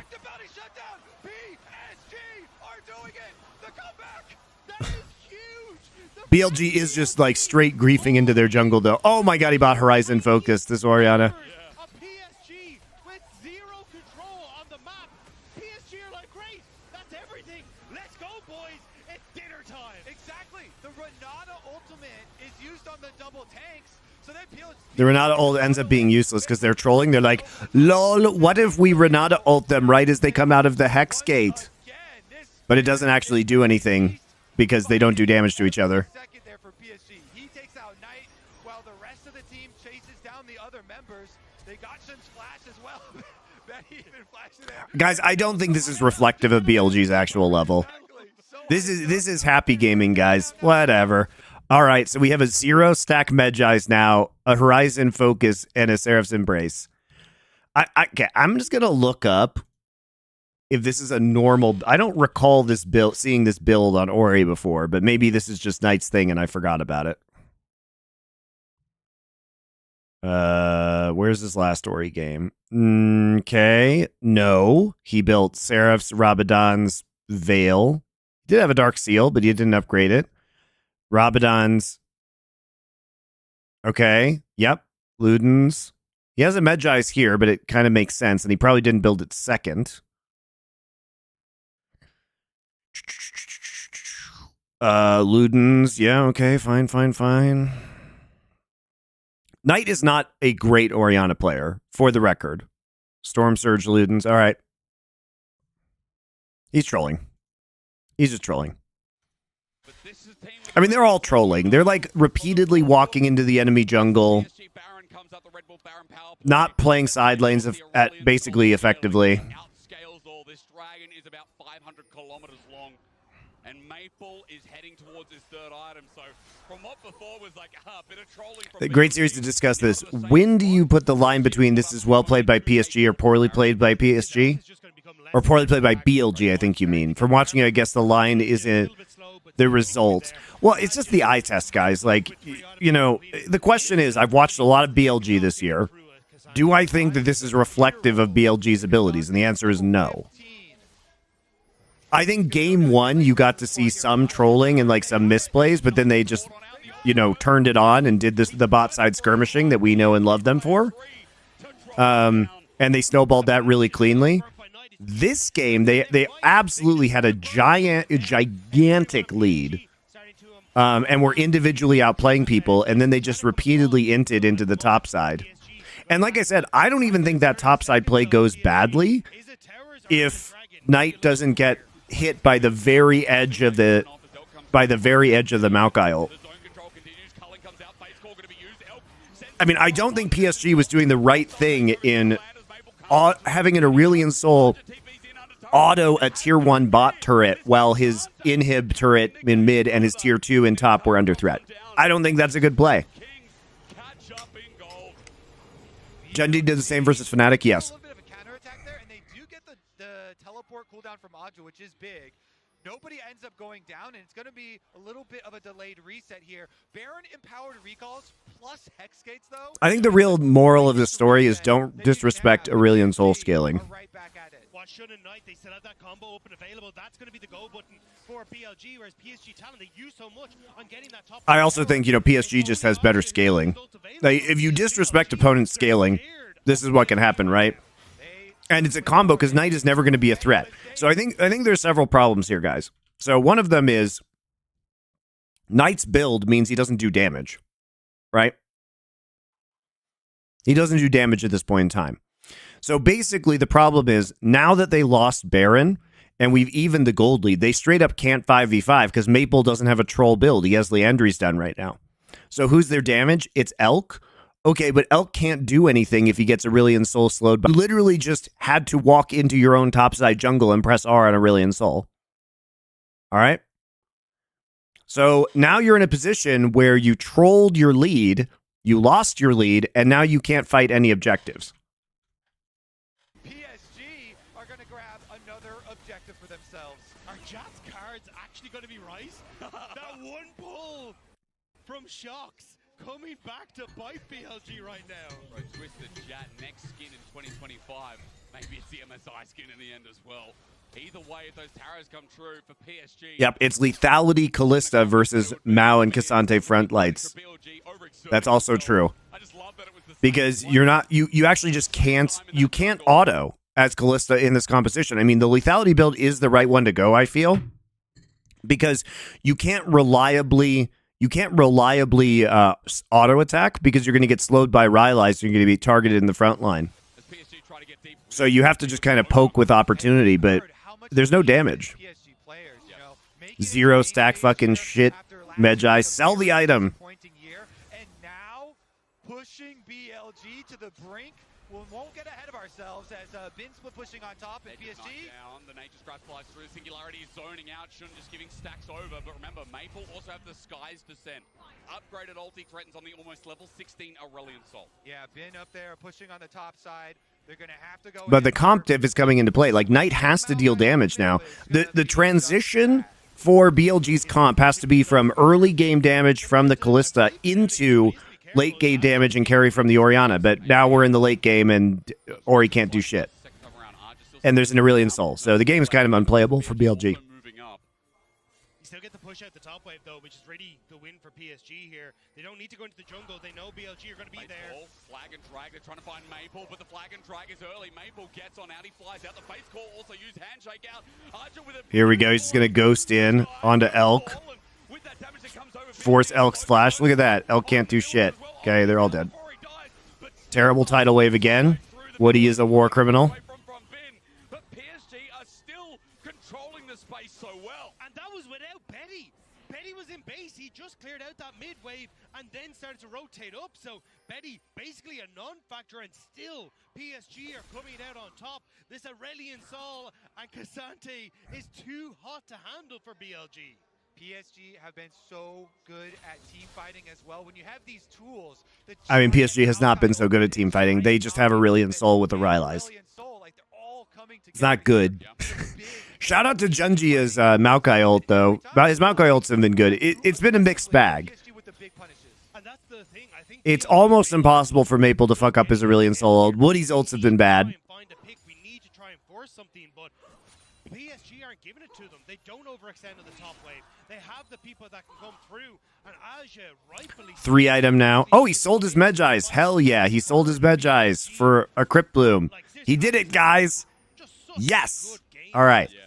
I mean, it's been fantastic. It still would be great to have a Leandres here, but Finding a lead with Arja finding his kill on Elk as well. We got one apiece. The double dragon as well. Another point to what you guys were mentioning. PSG aren't in a rush. They've got themselves objectives set up. They've got at least another 7 minutes on top of that, but they're fighting a fight now. The singularity down again. The damage from Maple is really piling up. Renekton isn't here. He's about to TP in. They're going to try and look for the play on this. They know PSG is going. Flashes in. He gets a flag of dragon. Betty flashes out, and it's countered. what the fuck? You know Betty has flash up. That's why he's walking up like this. They're so desperate, dude. Look at Jun. Look at how Jun play. He's so desperate for this kill onto Betty, but Betty has flash, and nobody's following up. So he flashes to get the knock-up. So he EQ flashes to get the knock-up straight into the combo, but then Betty just flashes out and they kill him. That actually was a decent tidal wave to zone them off. Shockwave is fucking useless. He survives too. Being used the dominance, it gets out as we get a pause. What's the pause? After PSG had done so well in another fight. You cannot pause now. PSG and wait. Oh, rating. So Yeah, by the way, up in the fight. What's the pause? hero performance on the Cassandra. Like, I think that's he had it. But Cassante W bug. not there to smite. That's being investigated now. So not sure as to what it was. We are back in the game, so everything must be fine. Ozzy said his W didn't go off. All right, well, it doesn't really matter. You know why? Because he has TP up, so that chunko damage he took is irrelevant. Plus, you killed their jungler, so you get free Baron. Jesus Christ, what a terrible play by Jun. BLG won't take a 4v5 with everything they tried to commit. He has no follow-up. So Baron again. I mean, his team is so short range outside of the Orianna. There's no way to follow that up. And the only thing they really had to use was Betty's flash. Betty flash on the Jarvan Orianna engage, and they get the kill. They get the Baron. Yep. Back to pushing. Okay, here we go. We can investigate. Betty knew he had flashes out. The star comes down. oh, the Pathmaker didn't go off. So as just Pathmaker didn't actually end up going forward there or even in any sort of direction. So that must have been the one. But either way, I think correct call. Look, it's not worth. It's not worth giving up the advantage that you have right now, PSG. So Certainly not. Yeah. We're going to set up now on the map. You got Dragon in 30 seconds. Push in mid for PSG. And BLG, Finn is not with them, and he has no teleport. So this is where PSG. Maple too good. Is he too good? I feel like Maple's been pretty mid so far today. Doesn't have that summoner available as he deals with top wave. BLG just clearing out some of the offensive vision that PSG have been able to acquire with this scaling really taking off. We're looking at BLG running out of options continuously every single fight, going towards this red-sided team. I feel like if you put me in this game, I might be able to win this game if I was Maple with. Dear Lord. Nice dive. Actually, good combo with the culling. How hard is that, though? The answer is it's not hard. What a god Maple is. He's truly the APA of Taiwan.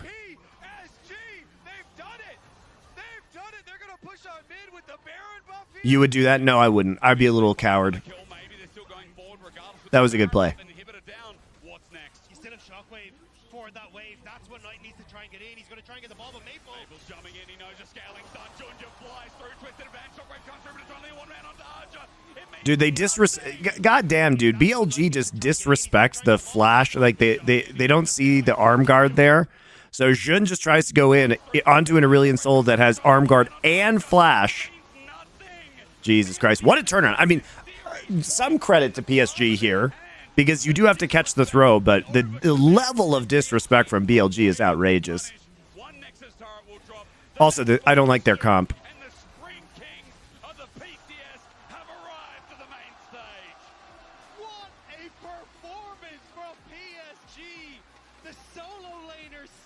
up massively to find the pings, to find the I do think that game was basically unwinnable at that point for BLG, though, after the throw.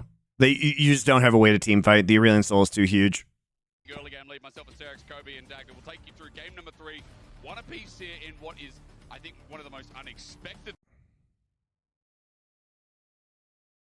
turn of events. Yeah, their drafts do feel bad. TSM has been undefeated in 24. Woo, TSM!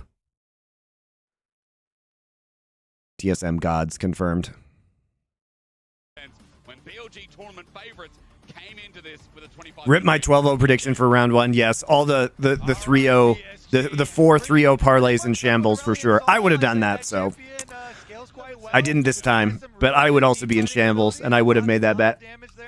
We'll also be tracking the Cassante this time around, as each of them have. TSM is in the new Saudi program. It's because of their Apex Legends team. Match made in heaven. Reginald and MBS.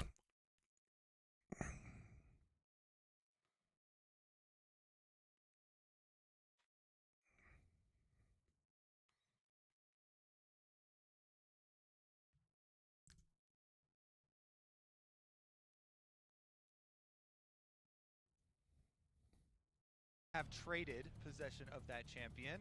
BLG. If you think about it, Reginald is an MBS wannabe. True. Stick with that RA1. I think that is wise as well. He is.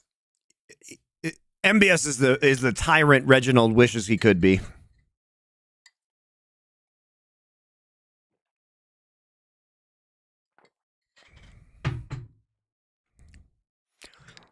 All right. So, Kalista, Ari, Ashe. Now we're banning the Kalista. We're really worried about this? Guys, I feel like PSG should be happy that BLG takes the Kalista. I think PSG's coaches are like, okay, guys, if we ban the Kalista, we don't have to play Lucian and Nami, which means I don't have to watch Woody play Nami again. Ban the Kalista. There's still Varus, though. He's super annoying. There's Senna's up. Oh no, Senna's banned over here again, so we're keeping these bans. Ari's banned. The Renekton's up again. Yeah, so now the Renekton is open, which I don't think you first pick. I think you take the Lucian here, yeah. Yeah, take Lucian for BLG. This seems like a big mistake. You're basically encouraging them to take Lucian. Are you going to take Draven Nami here? Vi's up for the first time in this series. No, you're going to take Zeri Lulu, aren't you? You're going to take Zeri Lulu. Boo! For these team fights, and option to go towards the Lulu if you really want to, but more than likely we'll see something taken from Maple in this third position on red side. Take the Talia, take something that can work well with this, and then you've got a great team fighting composition already laid out by PSG.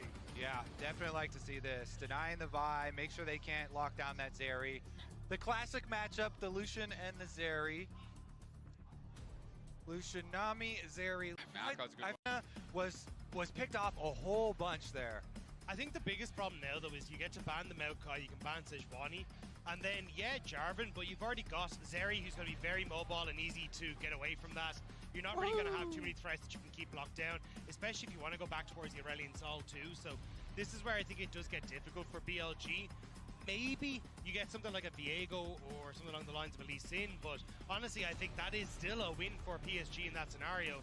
On Xin Zhao, maybe for Shun, that's the only other thing I can think of. Okay, well maybe they start banning it away. I mean, you've already got Junja on something again that can be proactive. The level 6 market, something we'll talk about extensively, I know. I like that you mentioned the Xin Zhao. Maokai is also something that's through our minds. The Jarvan we've seen a lot here. That can also sync up with the Talia. All right, so Lulu, not a surprise. We're getting rid of Sejuani and Jinja. Why are we getting rid of Sejuani? Meanwhile, Maple's champion. This just seems really weird. So, like, you didn't want Wukong before, but now you just don't want Sejuani for June? Yes, take away Aurelion Soul. Agreed. If you do throw, I think you just go back towards the Orianna. Not great in the side lane. Keep BLG at range. Okay, you're going to take mid lane Nico. We haven't seen a lot of... I don't think have we seen a mid lane Nico yet? This MSI? I don't think we have. We've only seen support Nico. Opportunity too, if you have the Zeri Lulu. Let's see on the side of BLG and the answer here, because they are going to have to blind for Bin. So they are going to just take Wukong. No, they're going to take, yeah, they take Blind Cassante. So this is a much better team fighting composition for BLG than we've seen previously, and we're just going to take Urgot. Okay, so quickly, the thing about this is that, you know, we saw, I was complaining about Fnatic's like terrible Wukong pick earlier in this event. Now they have a really strong front to back team fighting composition. They have strong engage with the Wukong primary engage, strong engage on the other side with the Nico pickup, right? But there's not an obvious target, I don't think, to Vi ults. Like you could Vi into Talia always feels bad because you can't Q over her E without getting stunned. And the Lucian does have escapability and can pull the Vi back into the team if he dashes or flashes back into the team while Vi is ulting him. Plus, if you see the Vi ult coming in, you can counter engage with Nami ult, right? Or you can counter engage with, Wukong ults. So I think that BLG at least has a lot more options for team fighting and dealing damage in this game, which I like. I think this draft is a lot better. Urgot after the early stages of play-ins. But, you know, pick potential. Vi is going to be stronger earlier in the game. Like, Wukong is not good pre-6. Whereas Vi can still actually make plays starting at, you know, from levels 3 to 5. Definitely needs to have a more comfortable matchup against Bin.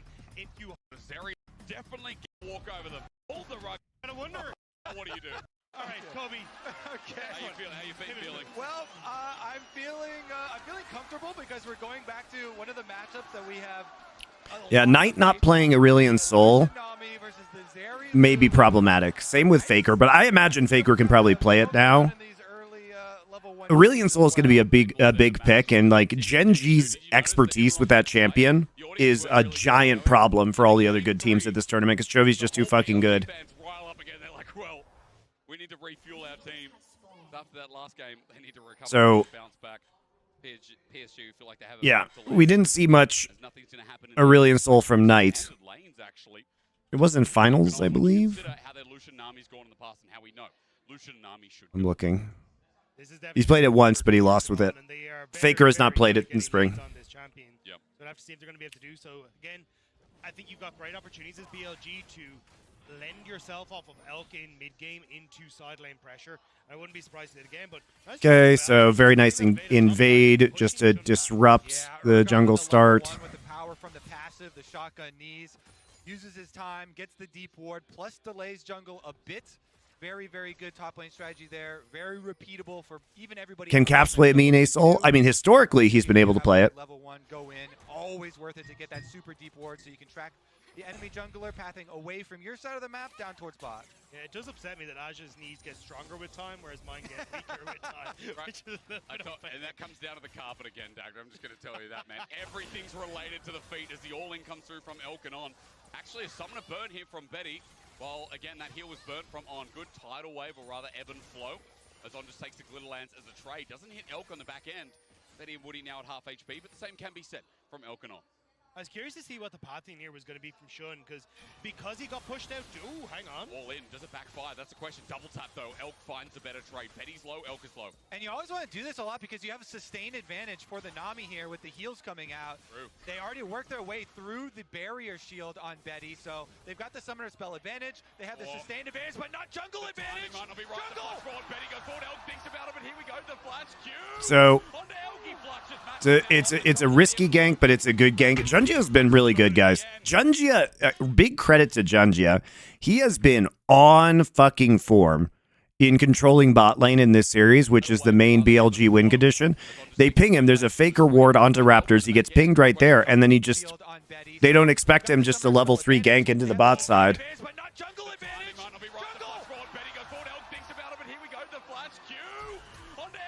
So he forces his flash, which is huge. Force 2 flashes. The flashes burn in the end. The shock of the E from Junja. Wukong. Can he do anything though? I think the play's already done. And now you get the push in from PSG on the bottom side. They will get to reset. Junjia been very good. Been the key play. I think he's been the best player so far. Out of BLG's bot lane. Him and Aja have been both very good in this series. Because now you don't have to worry about extending that bottom lane stay and the sustain. You get the recall off too. Not only does Junjia trade flashes with Elk and force out the extra. Do I know who wins this game? No. Allows Betty and Woody to get the crash, get their reset. Also, just buying time where Shun won't be on this bottom side anymore.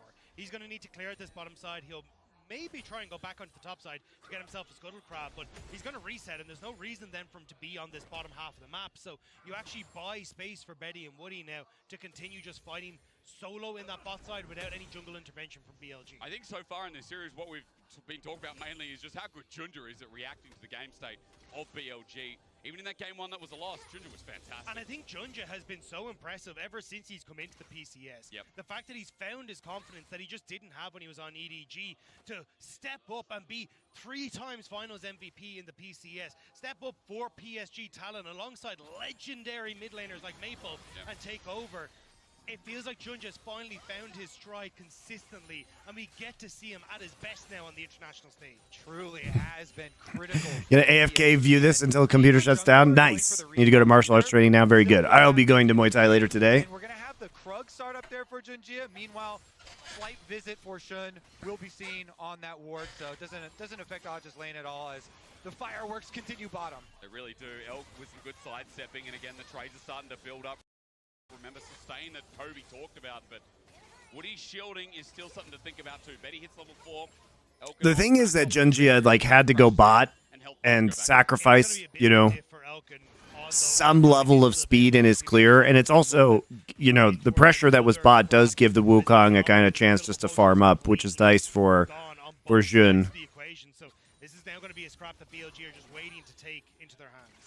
Nice to see Betty and Woody. Any more solo content planned for summer? What does that mean? Thinking about walking down now that he's level 6. I mean, I'm going to keep doing bangers only. Is that the solo content you want? Engages there, the heal is there, also the barrier. He gets polymorph for a bit as Elka's run low on mana. On has his heal in just a couple of moments, so we'll be able to pick that one up. Maple's got flash, he's level 6. No, the game is in 1080. Over the wall, it's a game-making play. He flashes it. Oh no, he flashed for it. Just has to emote on him. Ah, bro. Ah, you could have just dove the tower. Was so close, and Elk just has to emote on him. Yikes. Oh my goodness. I mean, the comms as well, you know. When is the next Power Spike? Sunday. Oh, the power rankings and stuff? Yeah, we'll be doing more of those. Don't you worry. Got all the content. Oh man, Maple. It's okay. But that is massive now for, hey, Dragon. You know, that could have been a dive, obviously. Wukong was coming to cover, but you're not really worried about the Wukong cover. They have both flashes down. Why can't we just wait for the play to unfold? Oh. Just has to emote on him. Yikes. Oh my goodness. I mean, the comms as well, you know, Knight is very clearly telling them, hey, could be the roam there. The positioning from Elk on the bottom side, and they just walk. Why do people hate on you? I'm newer to League. Great question. But that is massive now for, hey, my crimes include giving tons of free content to people that they can choose to watch or not watch. I don't even know who you're referring to because most people don't hate me. The playmaking tool that everyone knows about Nico. For Maple, a big commitment, but a big failure in the bottom side as well. Maybe could have changed the game. Maybe could have continued changing. Dom says he will do LoL history streams during the break between end of MSI to start of summer. I did that a bit in the off season. I did like a review of Season 2 Worlds. That was pretty fun. The trade for the Void Grubs getting started up there by Shun, the Wukong. And the extra experience off Void Grub's going to be quite nice. I miss you in Doha. You don't have to miss me in Doha. We do a podcast together. Here we go. It's on the Culture Channel. Boom. It's called Nerd Legion. It's fun. Watch it. The Wukong 2 level 6. Shun then look for his flash play. Flash plus level 6 is really your first like fun moment for Wukong here for jungle. You really get to have some influence, and unfortunately for Maple, we've been doing Nerd Legion. We just released our Fallout episode.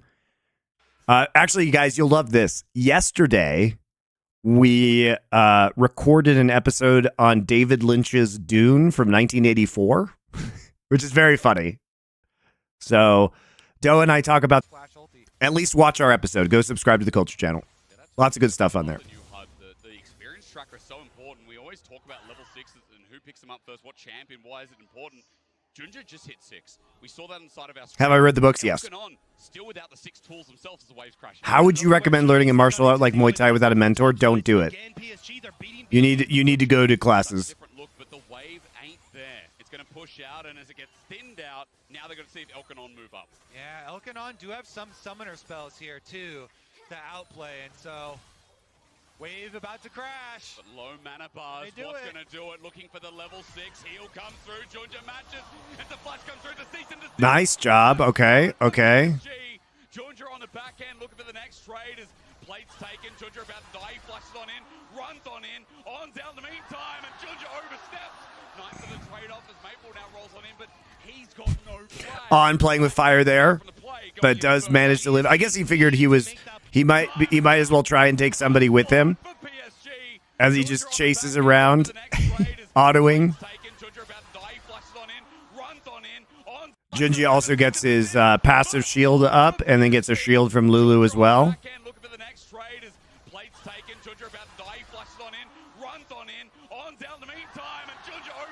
Close.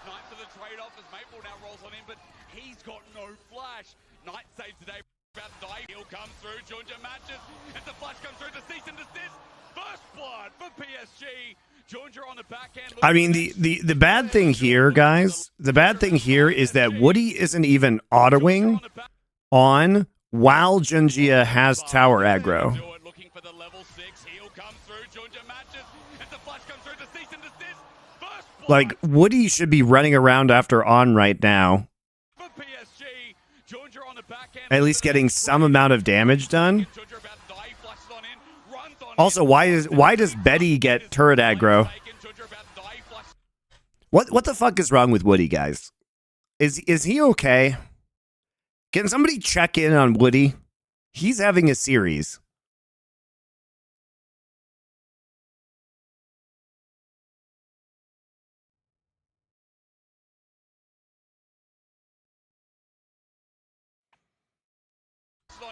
Runs on down the meantime, and Junja oversteps. Nice for the trade-off as Maple now rolls on in, but he's got no play. Shouldn't Woody try to get turret aggro first there? Yes! PSG needed to make that play work. Everything on the top side was being stolen by Woody is like trolling this series. To make that play happen, he would have been so far behind, but getting the kill, denying the wave, getting Knight's ultimate as well is huge for PSG. And again, all of the summoner spells off this Lucian. They were trying to reset tower ramp, yes, but okay, so riddle me this. So first off, while Junjia is taking 1, 2 tower shots, Woody could be autoing on without taking aggro. Then, when they re-engage, why is Woody autoing a turret where the plate is already gone instead of taking turret aggro on the turn? And why is Betty taking aggro? Betty tanked the shots. But then he moves from aggro. Yeah, Betty could only take 1 shot. Yeah. And so why is Betty tanking the shots? They can finish off the repeat there onto on. Then they rotate him on over to the mid lane here. Elka mid now for the time being, though. There's a lightning crash down there, flash on top, and El gets taken out by Betty! We go back to that head-to-head record, and Betty starts styling again! Betty with the flashes! That's the electric Pikachu! Oh my goodness, he goes for the summoner spell advantage play. Betty starts mid lane here. Elka mid now. They got Elk's flash, so they know they can go for it. Also, Elk tanks a turret shot. Woody flash glitter lance, all right.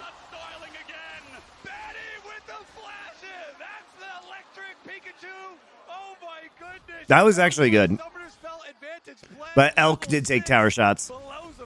This is supposed to be the best bot lane in the LPL, and Junja is helping Betty on Woody's style on. Dude, imagine losing to Woody.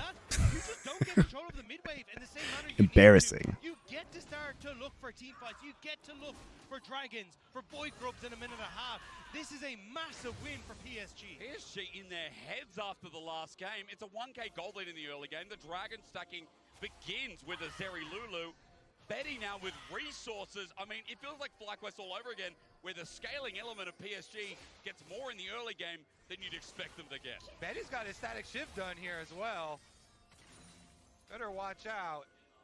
Scuttle Crab picked up as well there for PSG. The confidence, though. Yeah. Summoner spell advantage immediately punished. And now the bottom lane becomes so difficult. You got fully completed static shiv advantage here. Yep. But you also just don't really win in a 3v3 skirmish because you can see what Betty can do. Elk thinks he's got the advantage, but takes 2 tower shots. Then the ult from Betty comes through and he's like, it's game time. Flashes over the wave from On, which was perfectly timed. Nice flash by Betty. Haven't been hitting the way they should be, which is giving this space now to PSG's bot lane.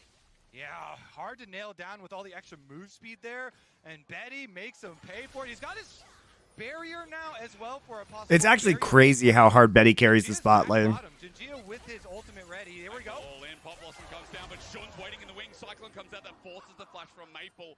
Ult and flash down again from Maple that BLG capitalize on. Ult down from Shun as the 43-second mark ticks on towards Dragon, though. Means you can reset and come back out. Maple not having his ult. Didn't even get flash out of Knight either. Got ult out of Jun, but they traded it, so no flash or ult for Maple. Maple's just completely useless. Tagged on the way through as well. PSG have the wave pushing in, and feels like Dragon could be a done deal. Good timer there, Dagger has been trying to get something in his solo lane. And as long as you're able to keep this pressure as PSG talent on the bot side, deny the reset from Elk, he can't match the first item buy that Betty already has picked up. So that's why you're seeing a ton of pressure on this bottom side to try and get an awkward back timer, even interrupt the back timer with the static shiv there. Got him with the bounce. Elk gonna stick around now. Dragon coming up pretty shortly as well. So more and more advantages as they force him to watch. Turret play in your face. Should be Dragon number 2 for PSG. And Junji is the biggest bouncer in this game. This man has just set himself up in this bot side river and gone, no, I will not take top camp. I will not go and take my next turn. I will sit in this bottom side and make sure Betty and Woody get to play however they want. Elk has just got the reset. For Frodo9.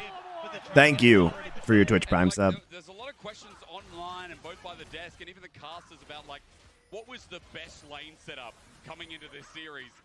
In standard lanes, no doubt, BLG have been thwarted through bot. The fact that Junja's adaptation was so... Wow, you subscribed before you followed me. Interesting choice. I approve, though. But it's just crazy again that PSG are setting themselves up for Dragon stacking, which is going to lead to a Cloud Soul, which is so OP for Azeri. Yeah, I mean, both games, they clearly came into this series with the plan. We must focus bot camp, try and keep down Elk and On, and this game is going so much better even than the last one. Especially when you think about now at PSG out to an early gold lead with a scaling Zeri. Feels good. Oh, you're watching on YouTube. Forgot I was on Twitch. Well, thank you very much. Predicts where the Wukong clone goes. Shun now thwarted away again. There's a bit of turret plate damage though from Elkanon, thanks to them having 6 grubs as they push him for the next. And this is why I wasn't a big fan of the Wukong when it got locked in draft. It feels like you just can't play around the lanes, but now On Elk is pushing versus Avai. It's okay. Don't worry. Elk hates his flash this game. It's fine. Don't worry about it. The Vi couldn't possibly be here on this side of the map waiting to ult you. Oh. Oh.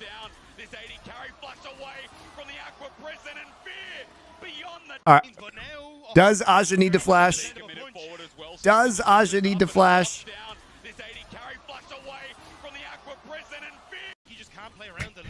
Does Junjin need to flash?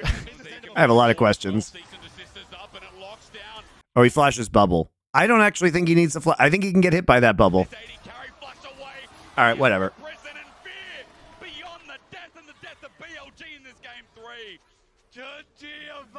Does it again. This champion is so good. Probably didn't need to use 2 flashes there. The flash used, they get Elk again. 0-3. It seems silly that we needed to use all of that. The thing is, you didn't even get the flash from Elk, and so now you're not going to have flashes up at next Drake. Which you might want if you want to scale to Soul Point. You don't have a massive lead on Bin. You don't have a massive lead on mid lane. This is a big, big position for PSG to come into game 3 at. It might be caught out as well, too. You can see the flip is buffered out, and Woody's down here with the slowing Glitterlands, too. It's going to be Bin ghosting, but Arja's still on the chase. Maybe he gets out, and PSG leave him in peace, but still a summoner burnt, while Herald is the trade from BLG top. Yep, they're going to get that objective. Should be able to just push out mid there for PSG. Aja going to focus on finding Almost. Bin, but doesn't quite get there in time. Back to in the nick of time. What is happening, by the way? PSG are playing with so much confidence here. Yeah. Off of their victory, coming into this one with a very comfortable draft for themselves, having Betty back on this Zeri, this scaling champion here with the Lulu to back him up, focusing bottom side so nicely. Junjia providing them all the cover that they need on the famous Vi. He just loves this bottom side. Dagda's point continues all about the bot side jungle, whether it's enemy or not.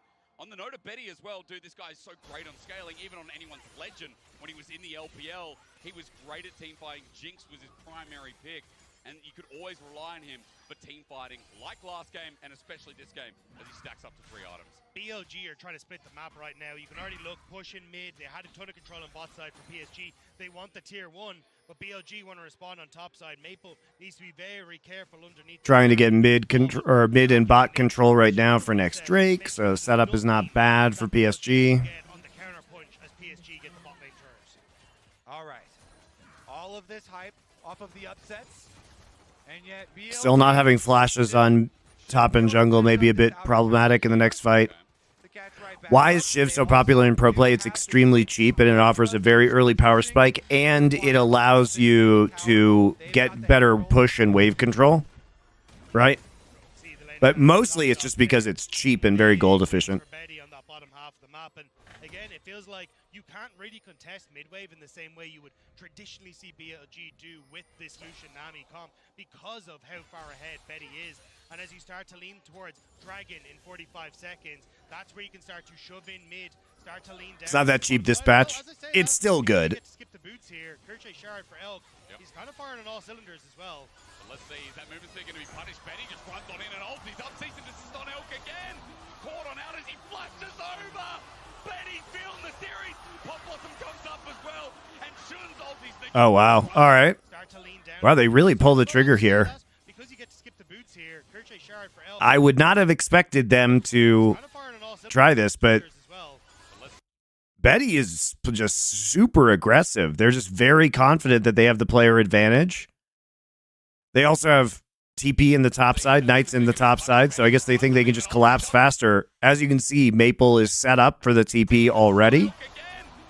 On the flank, max range Q secures the kill. They get Jun's ult, okay. Very late ult from, or very late TP rather from Bin. Really good vision. Man, Betty is just, he sees the kill shots, man.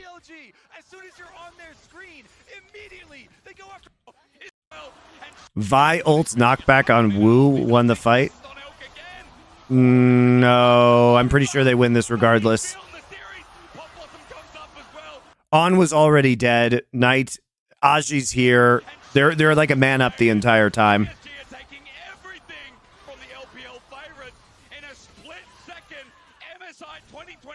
Because even if Wukong had gotten in there, we still would have seen the Maple ult, even if Elk was still alive.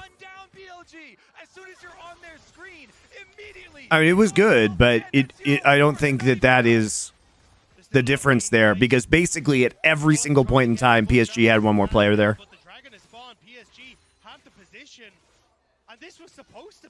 Junji and Betty were MVPs of the series for PSG. Yeah, I mean, they look good. Also, I mean, Aja looks pretty good too. I mean, he had a mega Cassante game last game. All right, soul point for free. They also had really good vision control to set this up, guys. I mean, look at the vision that they had, right? It entirely sets up this play. They have deep vision.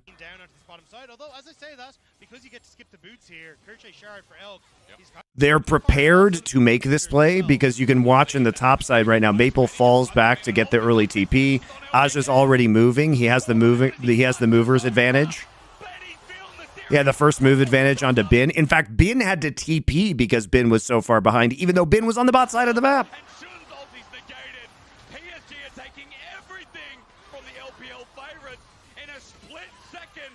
MSI 2024 is turned on its head.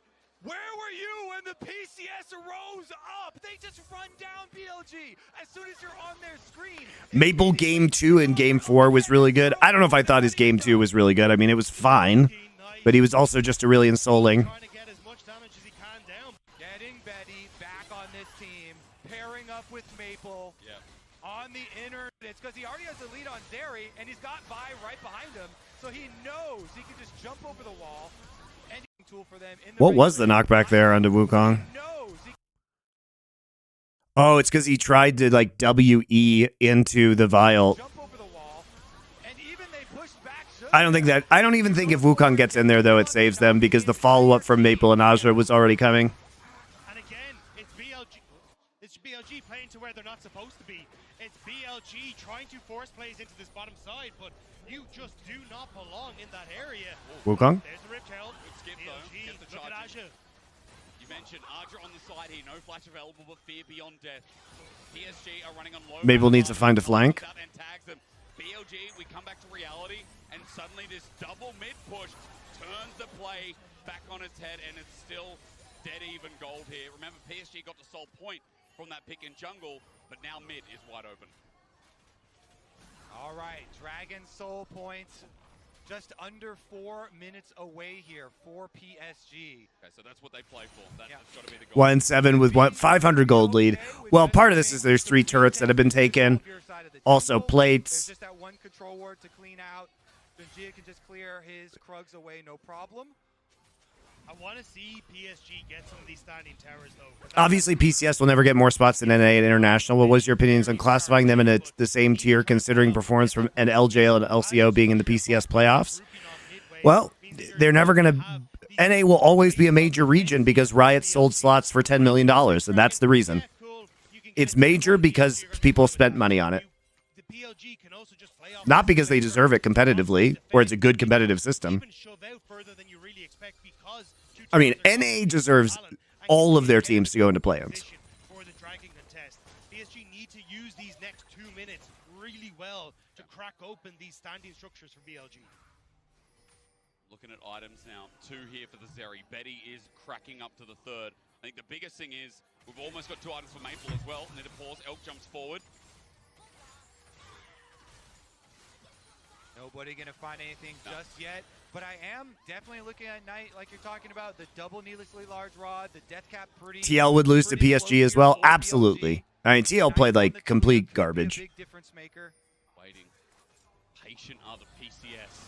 Elk steps up. Good poke onto Betty. Knight doing the same culling. Brings it off, but Maple flash.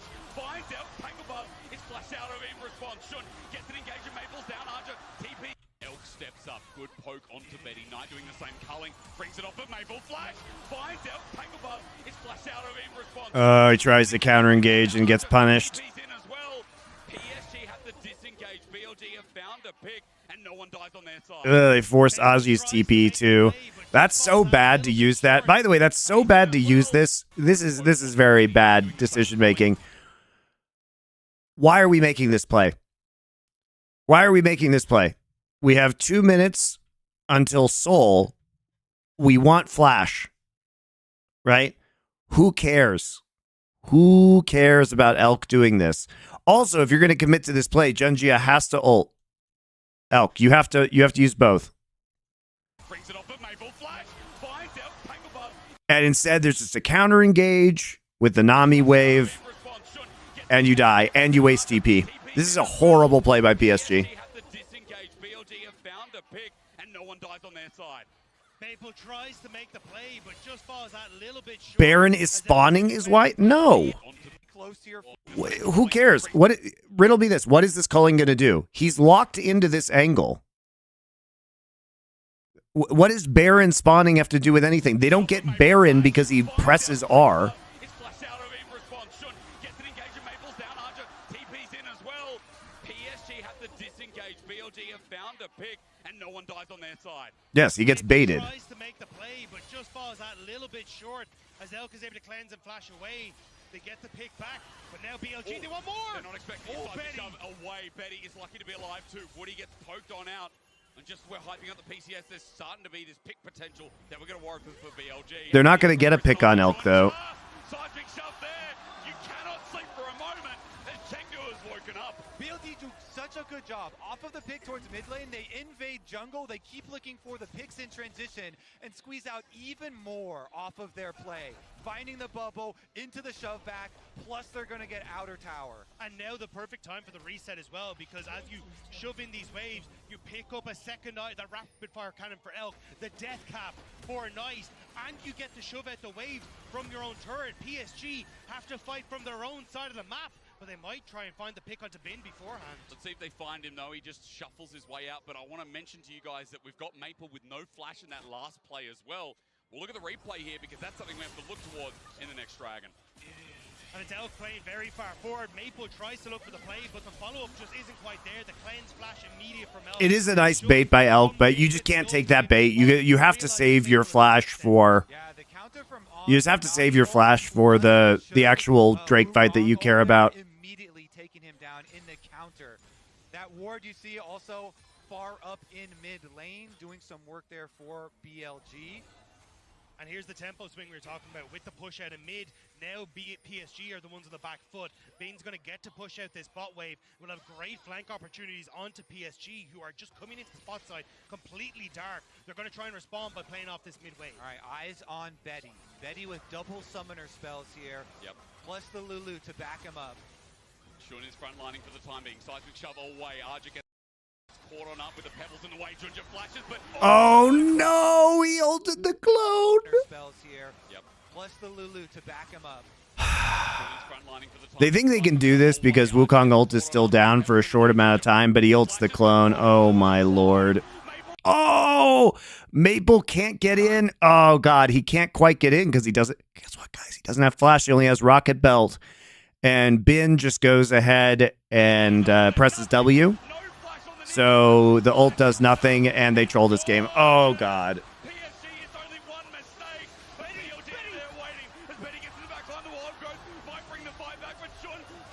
Jun just had his ult come back up, by the way.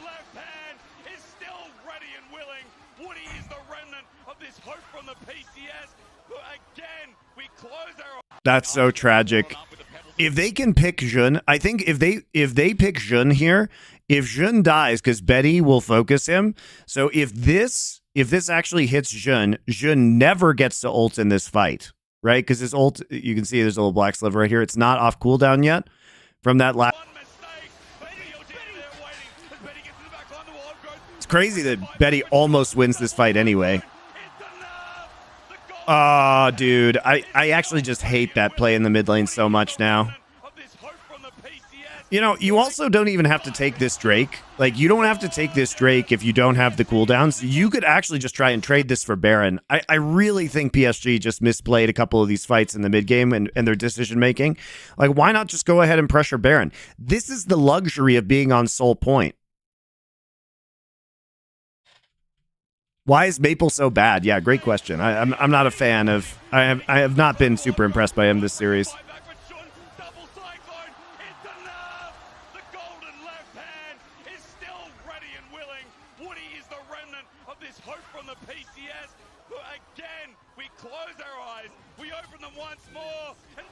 That they needed, and a huge amount of it is BLG. We thought they were flipping it, but it's actually setting up for Nice with the flips.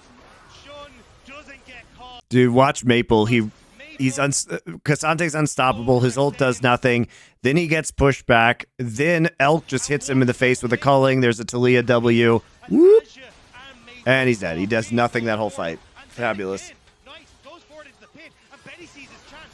This is the separation. This is the fight. He immediately goes forward, but again, it's a flick with the setup coming through from BLG to take down the threat on PSG talent.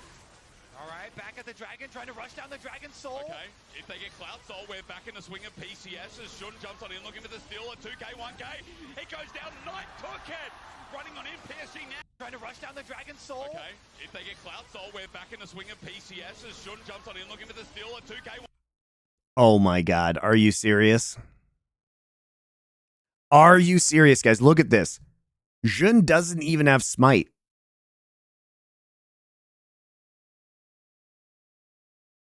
He doesn't even have smite.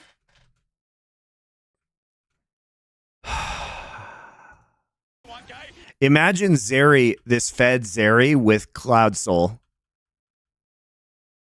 Imagine this fed Zeri with Cloud Soul. Imagine if Junjia just hits this smite.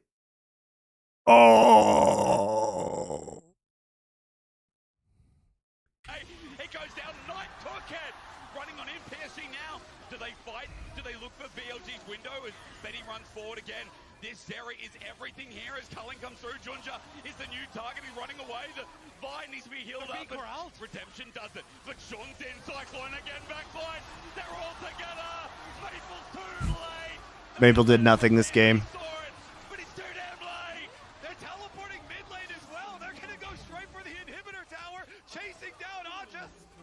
I called them resilient. I called the piece, yes, a surprise, but BLG, you can never doubt them. The aggression continues. Ben runs forward. And Oh my god. One team fight where you have Well, crazy. All right, we'll go to game 4. Go take a bathroom break, guys. See you in a couple.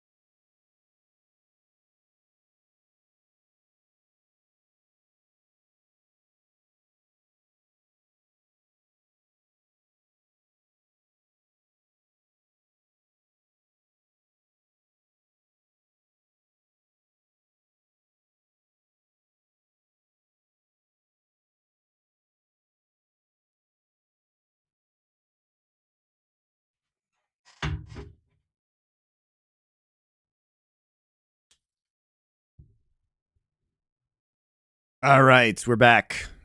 Lost all my viewers. Nice, nice, nice.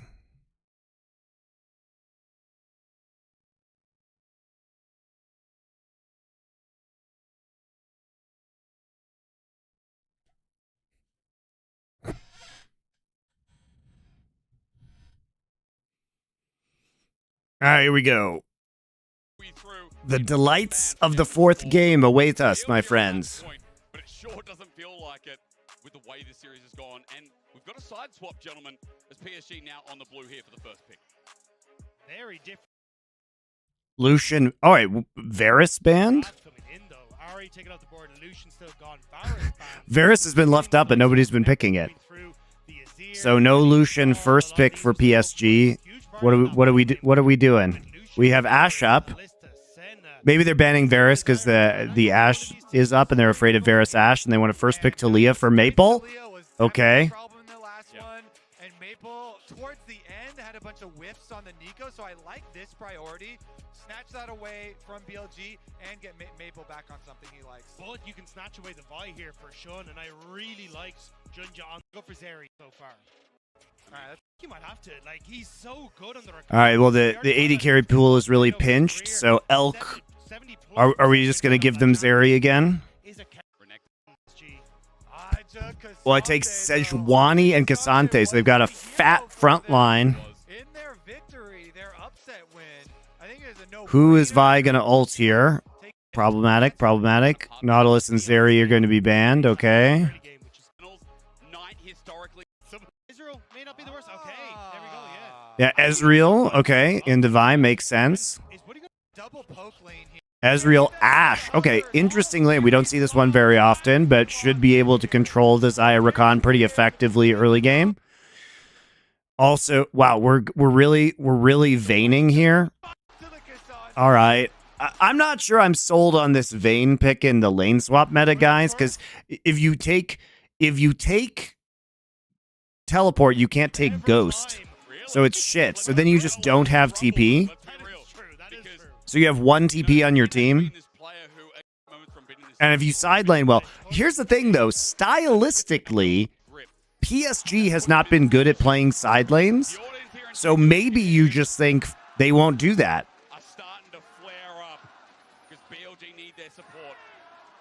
The other problem is Vayne and lane swap. So we saw Gen G do this. Now, T1 was the one who was pulling out in LCK playoffs. But Gen G did it here, and Keen kind of got away with it. But I do think it was punishable against Fnatic. Why play Xayah Rakan? There were a lot of AD bans. And I guess this is a comfort for... It's comfort for Elk and On, probably. I mean, On's a very good Rakan player, obviously. But Elk, you know, maybe this is just his comfort scaling pick. So much better than a lot of people thought they were going to do. And now we're getting a lot of these wards here. LPL still likes Xayah kind of a weird amount. Is that going to see? I don't know about having two TPs being so mandatory in the first place. Well, Giselle, VT, let me explain it to you. If there is a lane swap scenario and you do not have TP, you can't actually react to the wave crashing, so then you lose levels. Vayne level 1 is kind of fucking useless. Keen was level 1 for too long, and it fucked up a dive that forced 3 flashes in the top side. If he had been level 2, perhaps that would have changed things, but Vayne doesn't do well without levels and gold. Okay? So what are you going to do? Like, it's strong in the 1v1, but in any lane swap scenario, the Vayne's going to get punished. Look what's coming in. Is this a lane swap, guys? Looks like it's a lane swap. No, it didn't see them. I think the better than a lot of people thought they were going to do. And now we're getting a lot of these. And meanwhile, we see a little sneaky sneakerino coming in here because they know that ward is there, so they actually slip behind enemy lines. This could be a huge punish on a weak side start. That's why they're checking red buff right now. It is not a weak side jungle start. Instead, they're just going to get behind Vayne. Vayne might actually have to go mid at level 1 and try a really shitty gank. Now, Keen tried this with a Ghost. Ghost and just had Tumble and actually did get a successful gank off, but I think that was kind of an anomaly. So what the fuck is Bin gonna do? He checks. They're not strong side starting. They're weak side starting, and guess who's in the bot lane getting an advantage? It's Cassante, who's a million times better than the lane swap. So what is Bin gonna do? Hey, Guys, do you remember that Gen G Fnatic game? It's almost like they learned something. So instead, what are we going to see?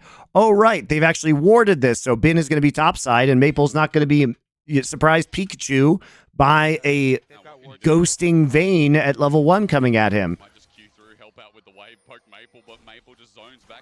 Not like Humanoid, who got shit. He kind of needs to just move down to bot side, look to group up with his team and try and find something. Looks like the wave 2 crash, trying to go for an early dive potentially on Azure here. But I have to say, such a big So they're gonna dive Azure with a level 1 Vayne. No, they're not. I've seen this. I'm pretty sure he stole away so much and shouldn't. All right, Jun's level 3. Maybe they can do this, but the question is how many flashes do you lose? Because the answer with Genji was you lose 3 flashes, but you don't die, which is it was into the Scion. Unstoppable. Okay, pushes him back in. That's not the person who has aggro, though. Aggro was taken by On, but they can't get the kill. They're going to try and come back for round number 2 here. He actually took silver bolts first, Bin. Bin took silver bolts first. So they get it, but they deny a pretty big wave, but Aja should just TP back in. TP, TP, TP, TP, TP. Do it. Do it, you coward. It doesn't matter if you get redove. Ah, man. I think he actually probably should go for the TP there and just try and soak the wave. I don't think they can kill him again. Oh, actually, there was a cannon there?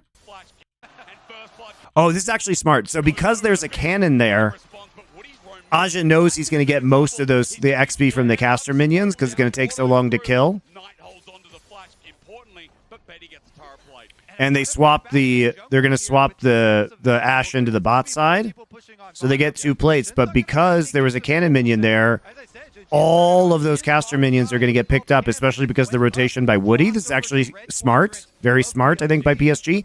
And you know what, guys? Hey, remember how I said TP's kind of important in lane swaps?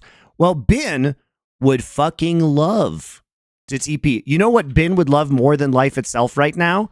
When he sees Woody here to TP onto this turret. Bin would fucking love that. Bin would fucking love that. Instead, because they have no TP, it's useless. Nah, you know what? You're right. TP sucks. Why would we want this 3 waves of creeps? What a garbage summoner spell. Useless in lane swaps. And the reason why Ashe can just walk down here for free and help cover is because Bin doesn't have TP. So there's no threat of him collecting this wave. So Ajay actually gets almost all of this. That's pretty crazy. So now Knight has to TP top. Oh, dude, it's so ugly. This Vayne is shit. The Vayne going to reset now, more than likely try and move into mid, but you've already lost that wave. So BLG, they lose out on the jungle camps, they lose out on the wave experience and the wave collections, and PSG Talon are setting themselves up nicely. They certainly are. Flirting over the course of the tournament here. Now with the game where Bin does nothing. Oh, Vi W is silver bolts. Oh, thank you, Oswin. I was wrong. So Bin did take tumble level 1. I saw Vi W silver bolts. My bad. My bad. If only there weren't so many 3-stack circle abilities in the game, I wouldn't be confused.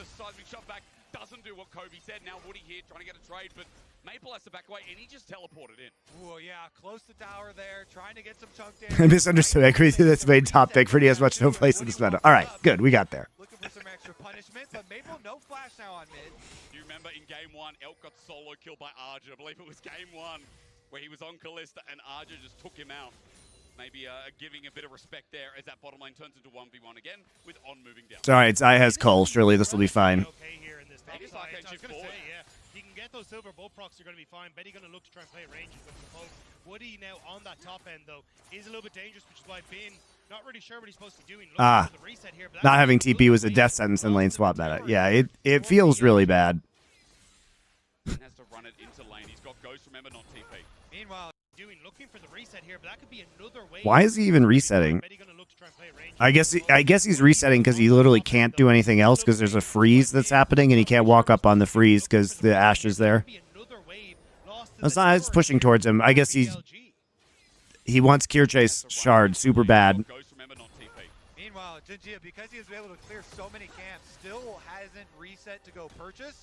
He's hovering here to make sure Aja's going to be able to soak the rest of the experience, but taking his own Krugs again on respawn and coming back out with a full Bomby Cinder advantage over Shun. Your point hits hard, 44 to 24 CS. I'm glad you mentioned it, Kobe, and tracked this early game because that's big.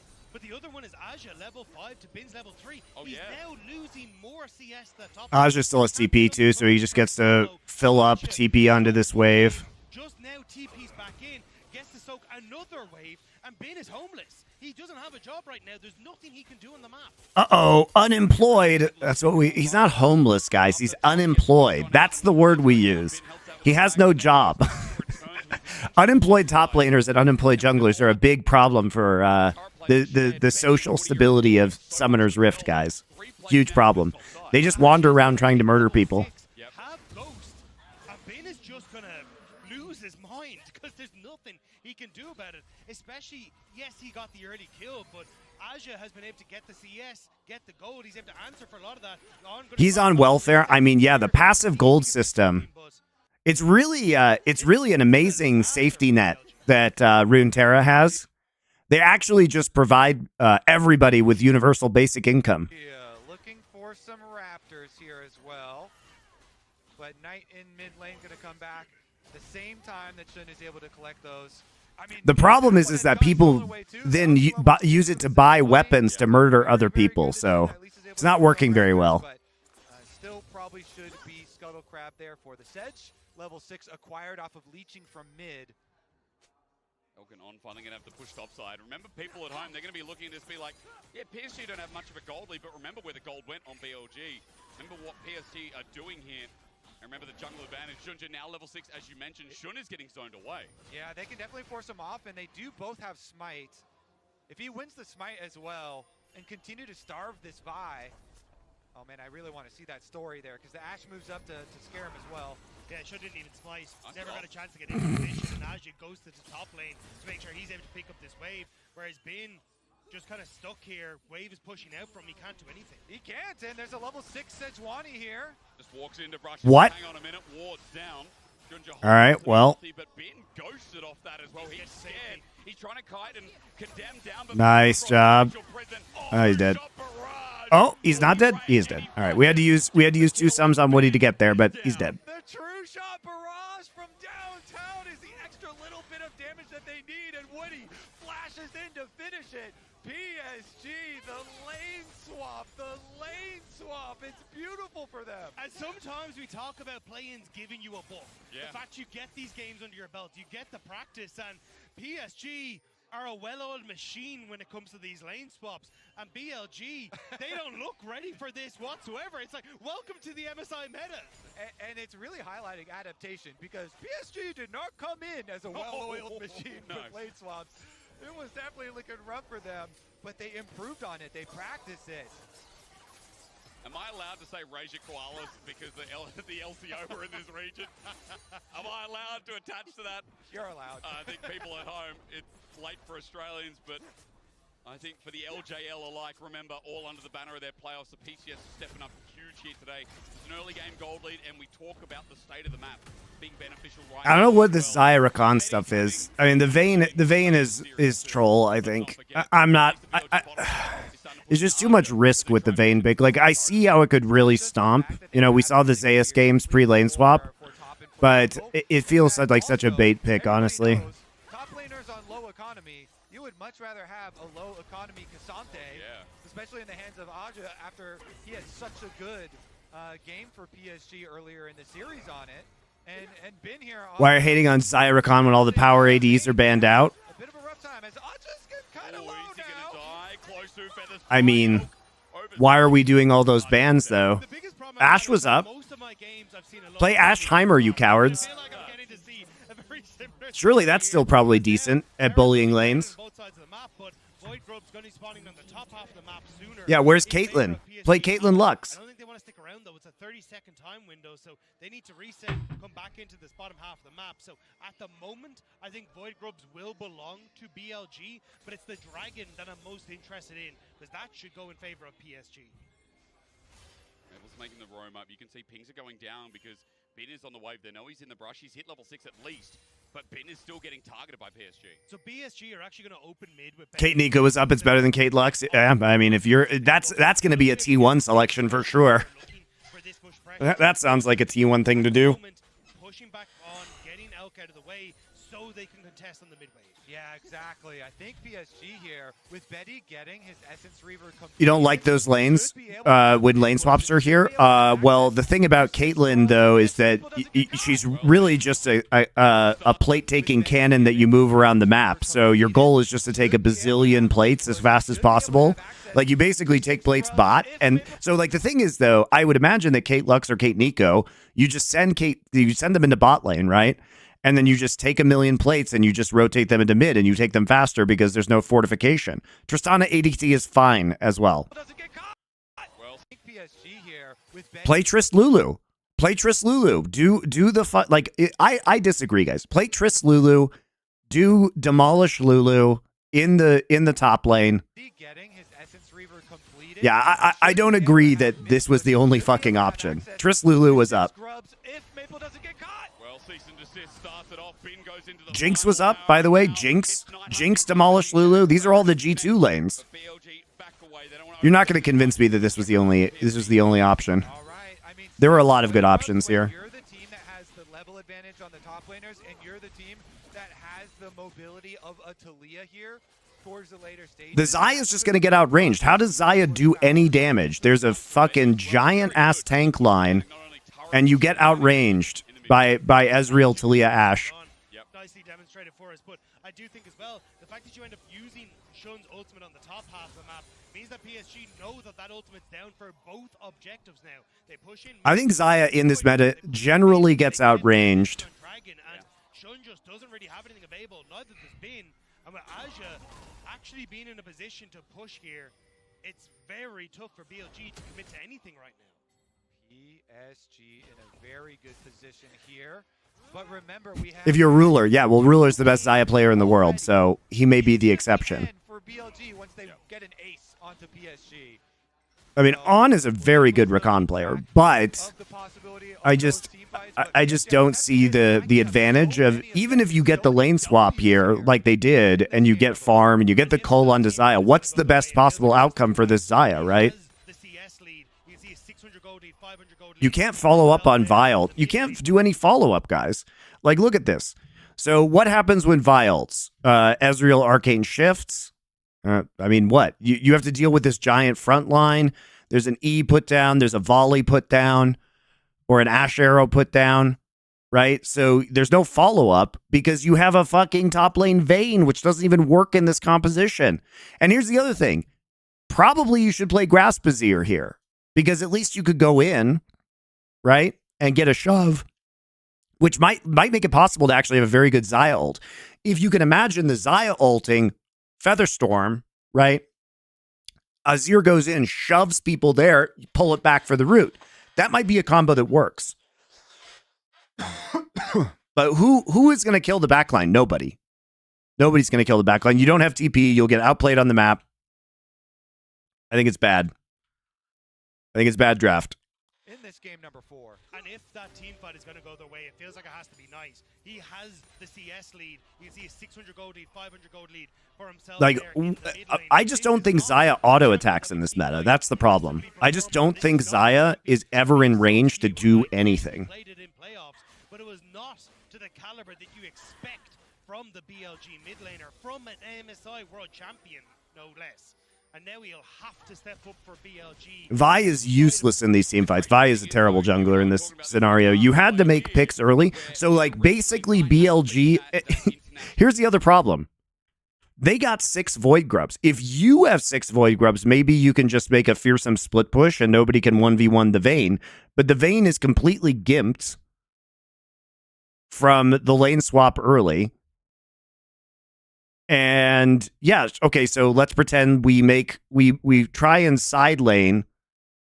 You know, if this was a Chovy Azir, maybe we could 1-3-1 because he's really good at side laning on Azir, but Knight's not even a great Azir player. So maybe if we just leave these two in the mid lane, or he leaves Xayah in the mid lane and we roam with Rakan and Vine, maybe we can make picks in the side lane off of pressure. Maybe that's a win condition. We talked about that previously where he'd come to these internationals quite recently and step down. Let's pause for a second because need to find out how he gets out of this one. Juju's not going to follow, but Knight has recently done it with MSI, as we talked about. And I think Bin's top side. 2020 during the mid-season cup, that Knight actually got a little bit of success in an international sense, playing against the LCK, but that was an at-home tournament. That wasn't Well, he flashes out, but that's too old. Having no flash on the Rakan for what you want for the inside, there's no counterplay. Back was cancelled. He's interrupted. That was an at-home tournament. That wasn't international on the. So they just hawk shot into arrow. Last year, he's got to shrug that mantle off now. No, oh, they didn't even use the arrow. Oh, they do. Okay. Forces flash, force everything. Very nice. Now that PSG have used them, coming down bot side. There's no counterplay yet. Yeah, Knight comes down to try and defend on there. On's not inability to engage without flash might affect the next Drake fight. PSG is playing better today than they did in the series against FlyQuest, though. He just pressed E into a Vi. I mean, that shows you everything, doesn't it? Meanwhile, Knight down here, one of the two defending MSI champions from JDG last year. Well, he forced his flash too. It's huge. He absolutely can't engage anymore with his ult. And 369 returning to the tournament this year. He's going to have to do a lot of work, though, like you guys are saying, in this game. And now he doesn't have his flash either. No flash on him, no flash on. The tools here that BLG have to get that really big team fight are slowly getting whittled away. And with Rift Herald now available on the map, this is where PSG talent can look to try and utilize the fact they have control over mid. Elk. Quickness. Oh, stops it, interrupts, and with the knock-up as well from the grand entrance, Maple's got nowhere to go. Knight comes in and gives terrible play by Maple. They have control over mid. Elk. It's okay though. He doesn't have a flash to waste, so he'll still be up, and so is ult by Drake. And they're gonna cross map for Herald. Maple has TP. This is not Bin's side of the map though. Let's find out how well he does. The flip does connect in the end. Arja's still gonna be taken down slowly, but not surely as Shun moves up. So they got the Ashe in the way. Woody coming up to protect his top laner. They know the PSG are here. On doesn't have his ultimate available. Nor does he have the flash available. He burned it before, remember. Permafrost is there. Woody behind. Maple has TP. It's fine. Talked about before, and because of that, BLG won't walk towards the Herald. Another objective for PSG. Yeah, Knight was bottom side. He finished pushing that. Carry Elk is happy to just wave clear. Skipping forward a little bit. PSG for top side over there for side. PSG using their advantages around. They can carry. Elk is happy. So they can't do shit. Knight is top side for reasons. I mean, he is their hope right now. PSG. All right, so they're trying to push, but this is a good response actually. Junjia, they go get the Herald, and then everybody's just stacked down here in this side of the jungle. So they realize that they have a minute 20 until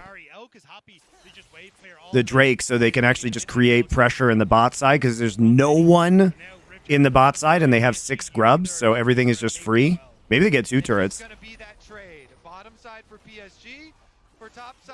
I think it's 2 turrets for them actually. Oh, he's TPing. Usually get a way harder push. TP from Ice just into this bottom side to try and defend it. Maple still has TP. So Knight saves it. Okay, he shuffles, but Maple has flash up, and Knight doesn't have flash, so it obviously gets flashed, and then Knight dies. Okay. Surely he doesn't live. Okay, thank you. Out of here, but the rest of BLG, Kobe, what's happening? Elk and On are on the way. They were thinking about making it a long play there. Thing is that Knight TPs and dies for that, and his timer is going to come up 2 seconds before Drake. The difference is Maple has TP if he recalls, and Junjia should be able to run there.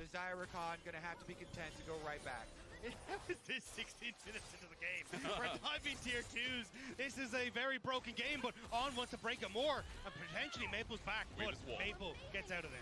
It's because you cut game. For diving tier 2s, this is a very broken game, but On wants to break it more, and potentially Maple's back. But Maple not having wall for Drake fight might be problematic. We'll see. It's not great, but he can TP back in. Knight's up now.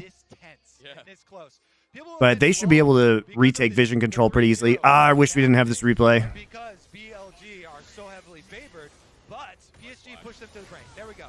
Saw the beginning of it as Knight went for the play, and Junjia's like, I'm not going to let you get away with that. He flashed in to get the permafrost stun so they could get the kill onto him, and the shutdown does go over. And it's greedy from Knight. You have no flash to get back out. That needed to connect. You knew the PSG were there and on the way.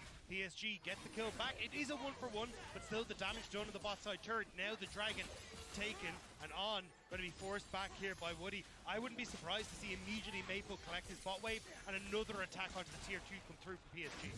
And BLG with their gold lead. Let's see about the mid prio as well, as all the pings are coming out. Junjia. Elk could be in trouble. He's trying to dodge everything. He's got double summoners available, but it's a full collapse. Arch's position is great, but the feathers fly out, but Elk's still targeted. And look at this Cassandre, but he commits, he goes forward, and Sean is saving Private Elk. PSG committed hard for that. Their top laner dead. The play stopped. PSG gets the Drake, though, so they actually get the objective. You're feeling pretty good. And Elk is around here, going to just chill and recall. Is this just a good Q guess by Junjia? Oh, no, he actually pink wards. Lol. That's funny. Finds a pick where none existed, but the turnaround as Sean held onto the ulti. Knight comes in, gets a kill. Woody exempt. Woody just in the river. Finds a pick where none existed, but the turnaround as Sean held onto the ulti. Knight comes in, gets a kill. Woody exemplified there with a trade. It's still fine for PSG, though. They're trading up. There's no Vialt anymore. Aj is here. Kind of a useless TP. It might have been a good TP if that mid turret was almost dead. Because it might have created the pressure to get the last few shots on it, but because it's like full HP, there's no point in that TP. BLG are trying to play for. Bane is now equal, if not ahead, on the experience over Aja, and he's going to get to keep going. Exactly. The experience difference that we talked about really early in the game is just getting outweighed by the gold advantages now on the solo laners of BLG. What a chat, by the way. Yeah, but Vayne has to get into a team fight, and BLG doesn't have a comp that can actually effectively team fight. I feel this series is basically just BLG picking compositions that can't effectively team fight and then losing games because of it. Solo laners of BLG. The solo laners with each of them having a burst. They're going to shove in top wave. Dragon in just under 3 minutes time. Yep. But keep your eyes on. Port here. No bounty, but still. He's had such a good game. There's On's positioning dagger, really good highlight considering PSG moving up. I think that's only true for this game. No, Yeah, really smart stuff there from Betty and Woody. They're hovering up it was true in the game that the other game that they lost, the first game that they lost. That is BLG territory. Like they got a huge lead, but their team comp was pretty bad for mid to late game team fighting, and so when they threw, they couldn't do shit. The Callisto and Orianna were pretty useless. But maybe Elk would have died, or at least pulled out a cleanse after that play. But this is the confidence Elk has been playing with. Trusts his own beast. It's alright. I'm sure getting three Mountain Drakes with a Cassante and a Sejuani in your front line, that probably won't be meaningful if PSG gets there. It'll be very easy for BLG to win team fights. Is now here as well. That 5v5 plays through mid around the potential Baron. Minute 30 till the Dragon with a poke from Knight makes us look another way. Junja takes a bit. We disengage. The Gleaming Quill slowly but surely heating up Elk. That's not the comp's fault. It's their fault for throwing. I mean, it is the comp's fault when you draft a comp that couldn't win in an even game state. I think like there might be some problems there.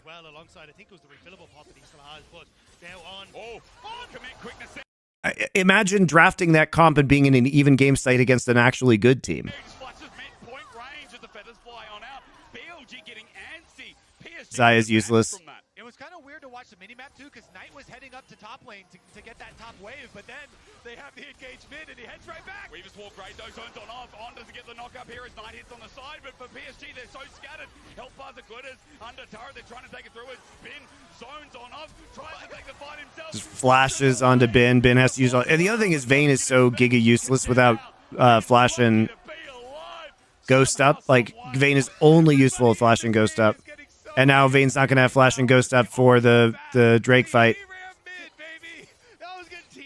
They did burn a lot of summoners on the side of PSG. And Elk's flash will be back up.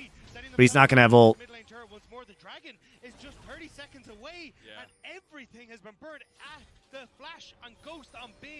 If PSG won Game 5, would this be the biggest upset in league history? Nah. I mean, historically, the Taiwanese teams have been pretty good. Kaboom Alliance exists.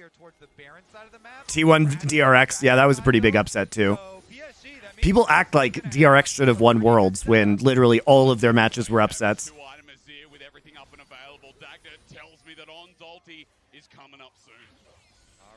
Trying to get their way into the river here to set it up. Double control watch drop, but PSG move in, clearing both of them out. Gonna force the face check. And again, because they invested so much towards the Baron side of the map, I feel like they're just gonna give. Especially when Bin doesn't have a follow. Arrow shoots out of the way. Great vault breaker out. Elk still gets poked here by the Ezreal as Betty's damage can't be understated, but they're in Dragon River. Maple can get so much value as soon as this ultimate's up because Bin can't really get into this fight. So are they going to play Baron? Split, BLG are going to go for the Baron and call. Okay, send one person. Exactly. That's why they put those wards down. Now they're going to rush it. They can't rush it without Vayne. What the fuck is this? They can't rush. Vayne's not there. They can't rush it without Vayne. What a terrible Baron call. What a holy schmoly. What a fucking bad Baron call.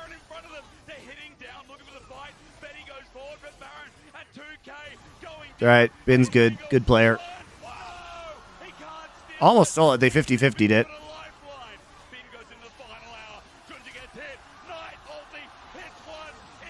Good engage by Knight, but he dies. Now you can just kite this.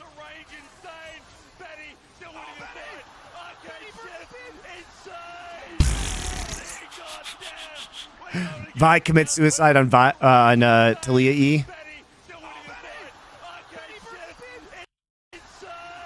He literally commits suicide with Q on E.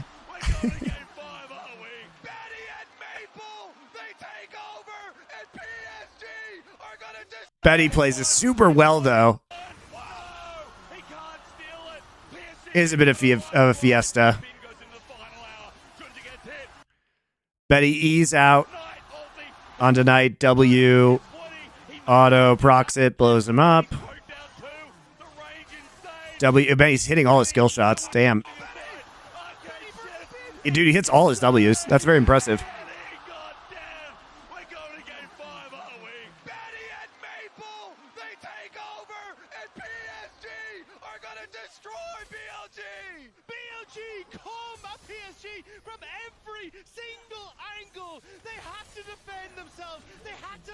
Shot and Betty likes those odds as they start to move forward on, watches as structures fall in his face.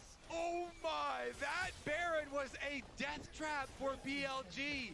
PSG caught them on it. The stun at Baron, they got two people down, and now PSG, not only do they get the Baron, they get the Dragon, they get the mid push, they took 2 towers after that. Hey, look at this.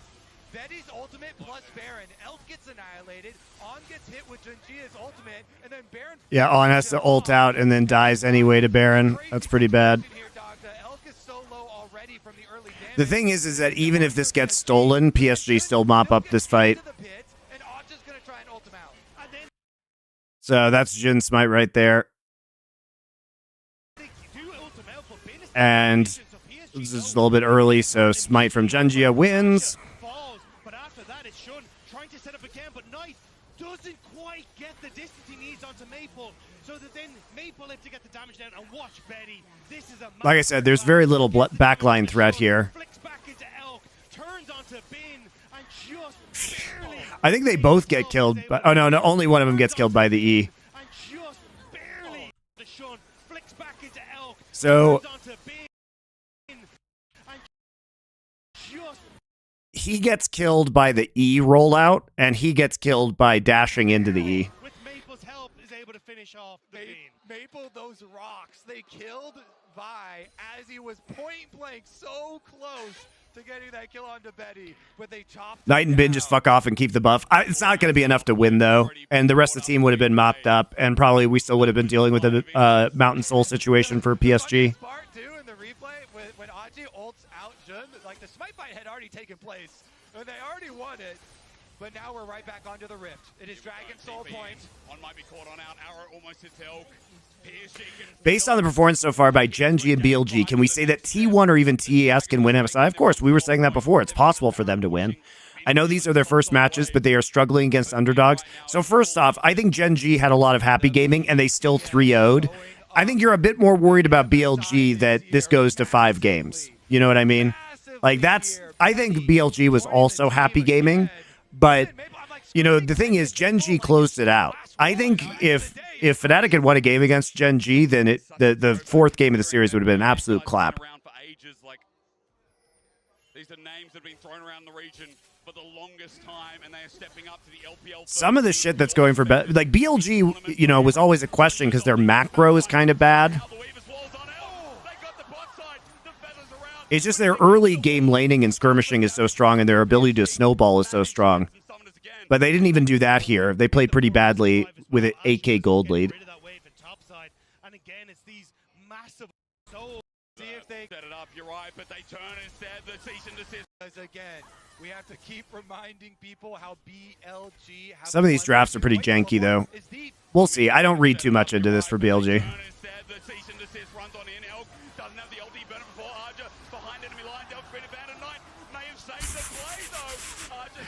Yep. Xayah, so useful. Look at this fucking Xayah, guys. Look at this Xayah. BLG have won their two. Wait, teleport is deep. Elk's like, uh-oh. So they have to go all in. They see the teleport coming in. They then commit their TP. They use everything to get onto Betty, but Elk is in the back line. And Aja just dodges he uses his W to dodge the Azir ult, then just takes Elk over the wall and mercilessly kills him.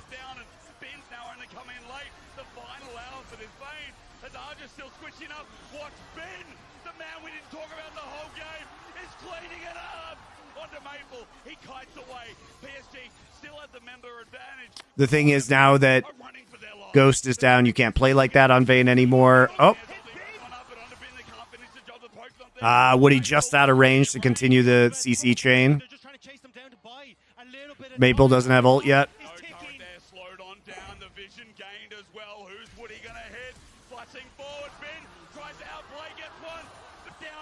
Worth.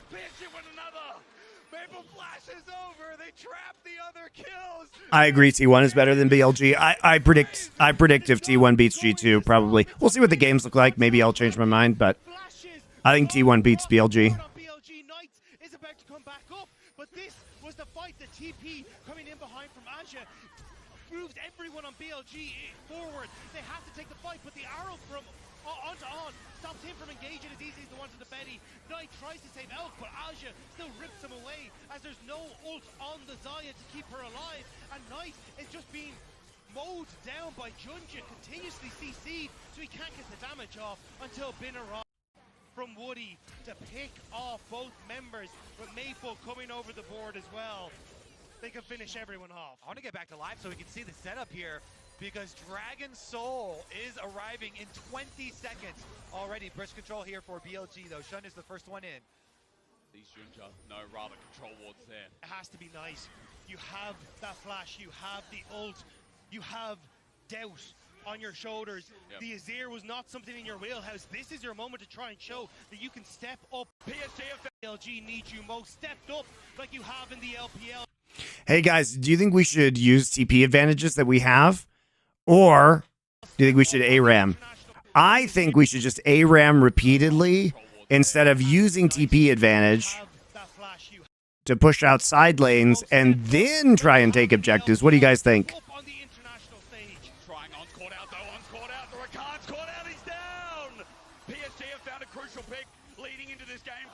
This looks really easy to play against. Like, there's not a ranged advantage. You know what I mean?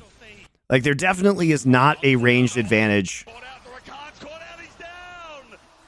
that makes this, without flash, impossible to play for BLG.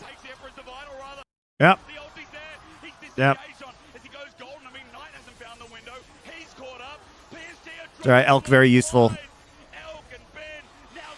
Oh, that's it. Just end. PSG are going to push us to silver scrapes. We're going to a game 5 here in Jakku. I think this draft is so bad.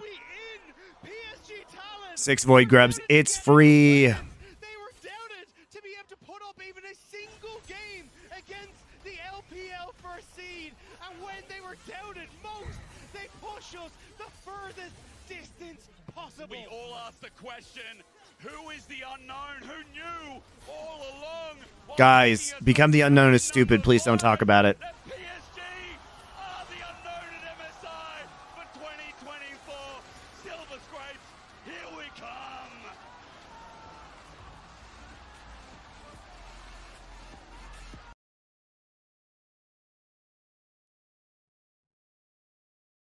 Final game, guys. We're getting into it. Known at MSI to take us to a game number 5. BLG have been tested. All In right. this series. What looks like Vi banned now. I feel like this is such a bait ban. The Vi has been trash in this series. Lucian? Nope, we're taking the Varus now. So first Varus of the series. you know, Senna is up for the first time this series. Man, really? Really? Betty is popping off, and you're like, yes, Senna Tom Kench. This is the way. The Varus Ashe. Now you have to lane swap. Ugh.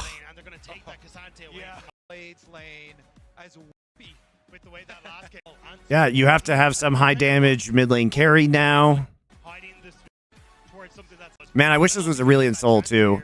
They're going to ban Aurelion Sol? What is going on for PSG? What is going on? Why are they banning Aurelion Sol? That ain't a night champ. It's like they're playing against Chovy. But guys, Knight ain't Chovy. upside though. Rumble gets taken away. Okay. The one isn't really viable. You just don't have a lane that you can All right, Viego. Okay. I mean, this is a good Viego comp. This is a good Viego comp. This is like PSG is trying to cosplay T1 right now. But they're not T1. They need Betty to do damage. Oh man. I would have much rather seen Zeri Lulu here.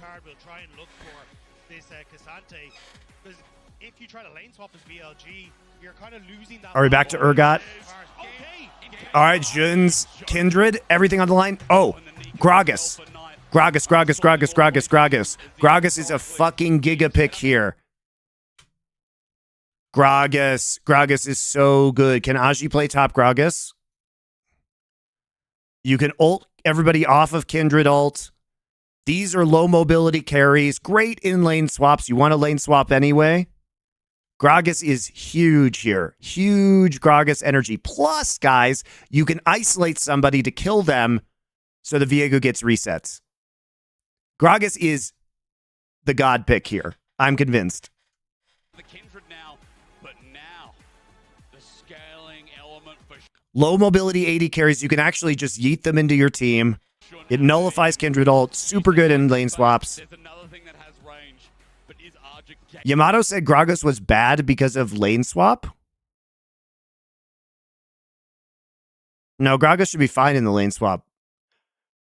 Gragas was historically very good in lane swap scenarios. You can farm really safely. Super hard to dive. Good sustain. aim enough to play it? I don't know. Maybe Yamato knows something I don't. Or do we go to what he knows best? I don't like the Udyr here. I think you need something that can actually go a little bit more toe-to-toe and give you a lane player. And yes, you can play I don't know. game. I think Gragas is amazing in lane swaps. Udyr. Oh, man. I mean, Udyr's fine in lane swaps, but he's just... okay, so...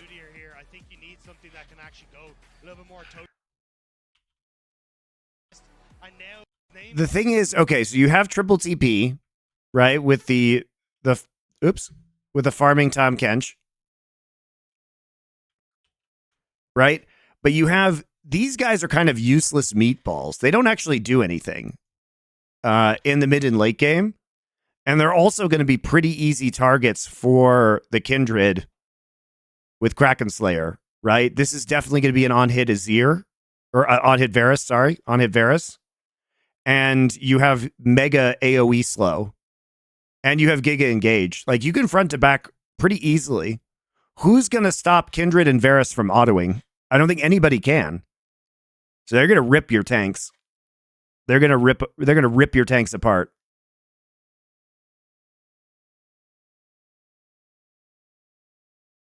The Udyr does nothing in mid and late game.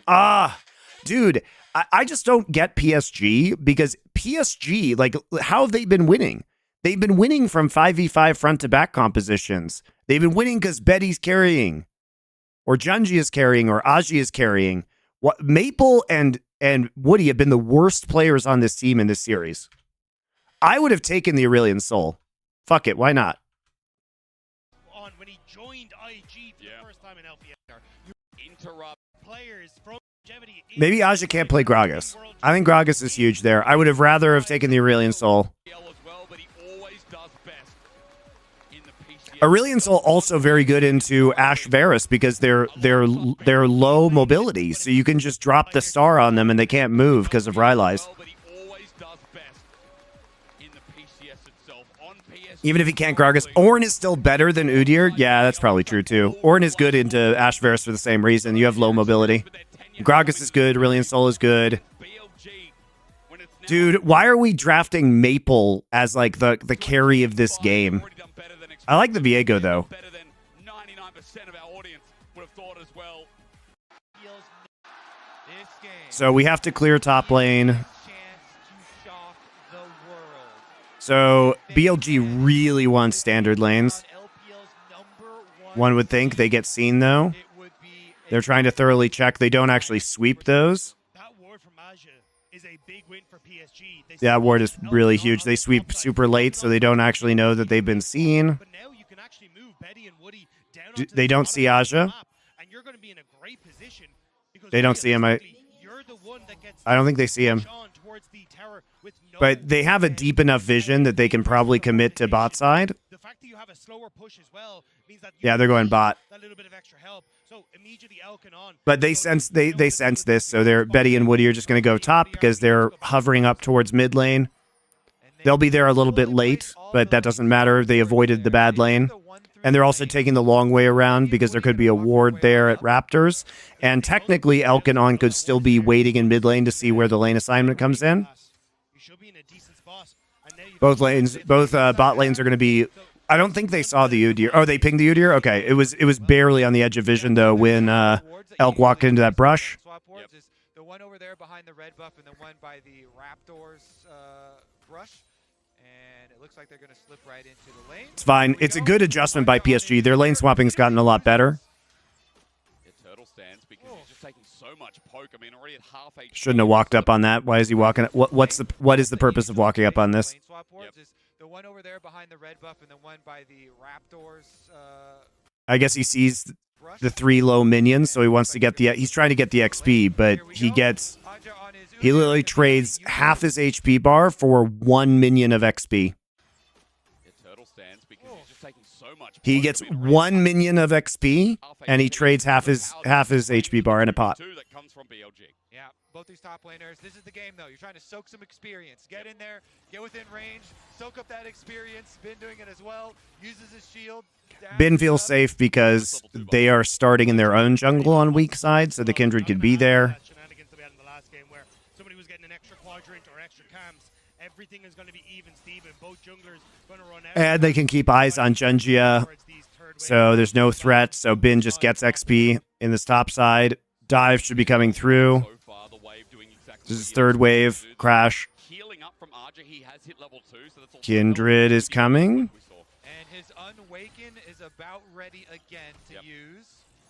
So Kindred actually skipped half the Raptors for this timing. Kindred stopped doing Raptors to get here for this timing. You can see 14 CS to 20.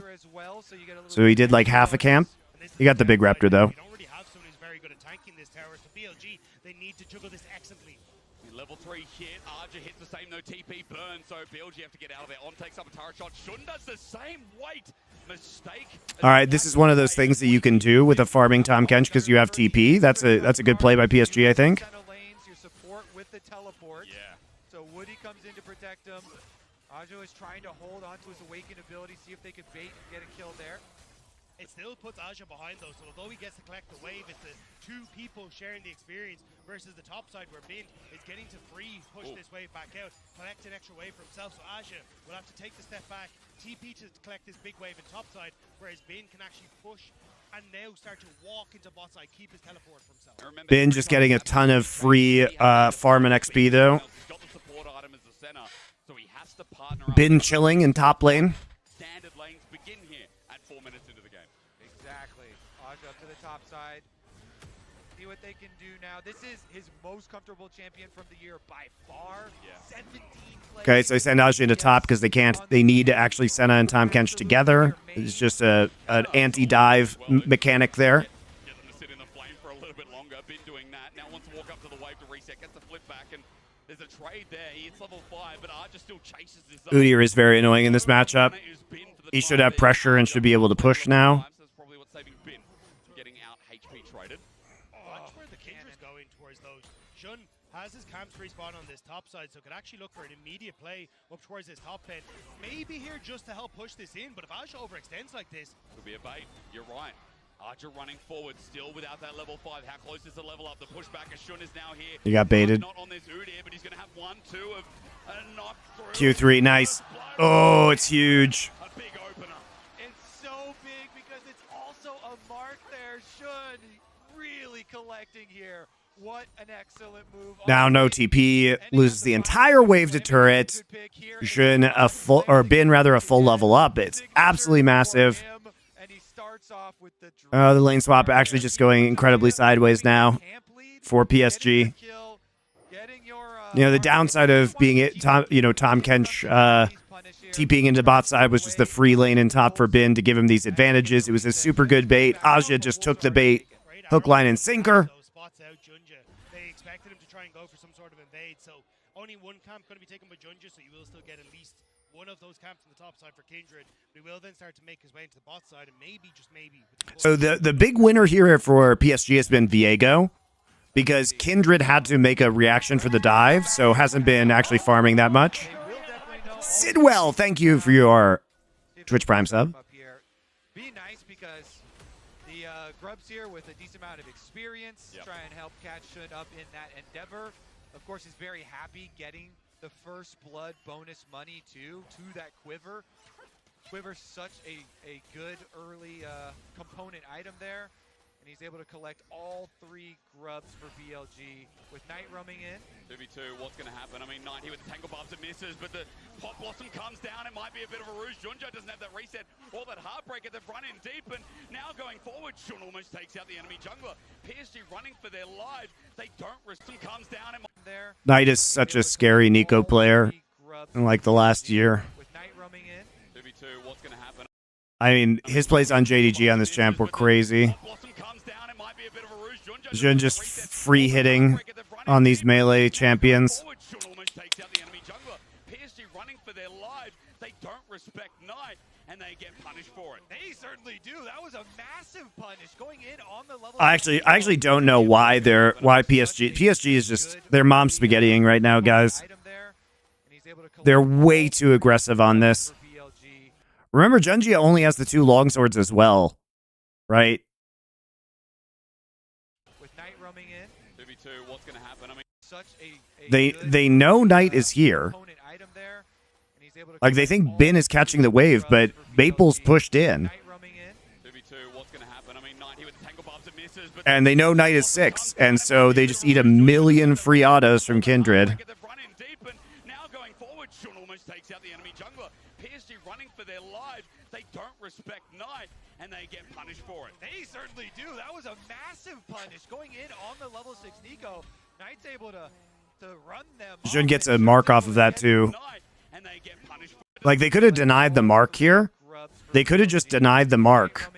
2v2, what's gonna happen? Because the choice here from BLG is to disengage. They could have just denied the mark. Blossom comes down, it might be a bit of a ruse. Junja doesn't But have instead, the PSG, like, walks forward for no reason. Now going forward, Shun almost takes out the enemy jungler. PSG running for their lives. They don't respect Knight, and they get punished for it. They certainly do. That was a massive punish going in on the level 6 Nico. Knight's able to run them off, and Shun's able to get another mark off of that Scuttle Crab. Plus, they've got the extra health here to keep on pushing.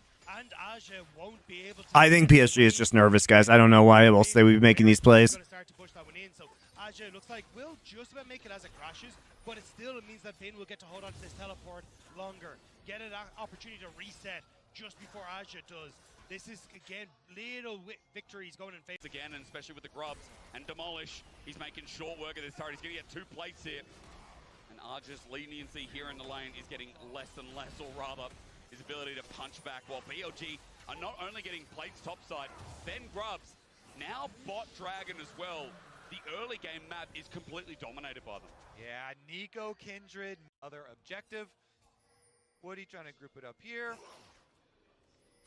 And Aja, The thing is, nobody's ever scared of this fucking... Woody has been your worst player. We're farming him up on Tom Kench. What the fuck, man? you still have the TP available for Bane, which is why he's been so They could have picked Senna Ornn, by the way. They could have picked Senna Ornn and then flexed Ornn into R5 and then just run Ornn support.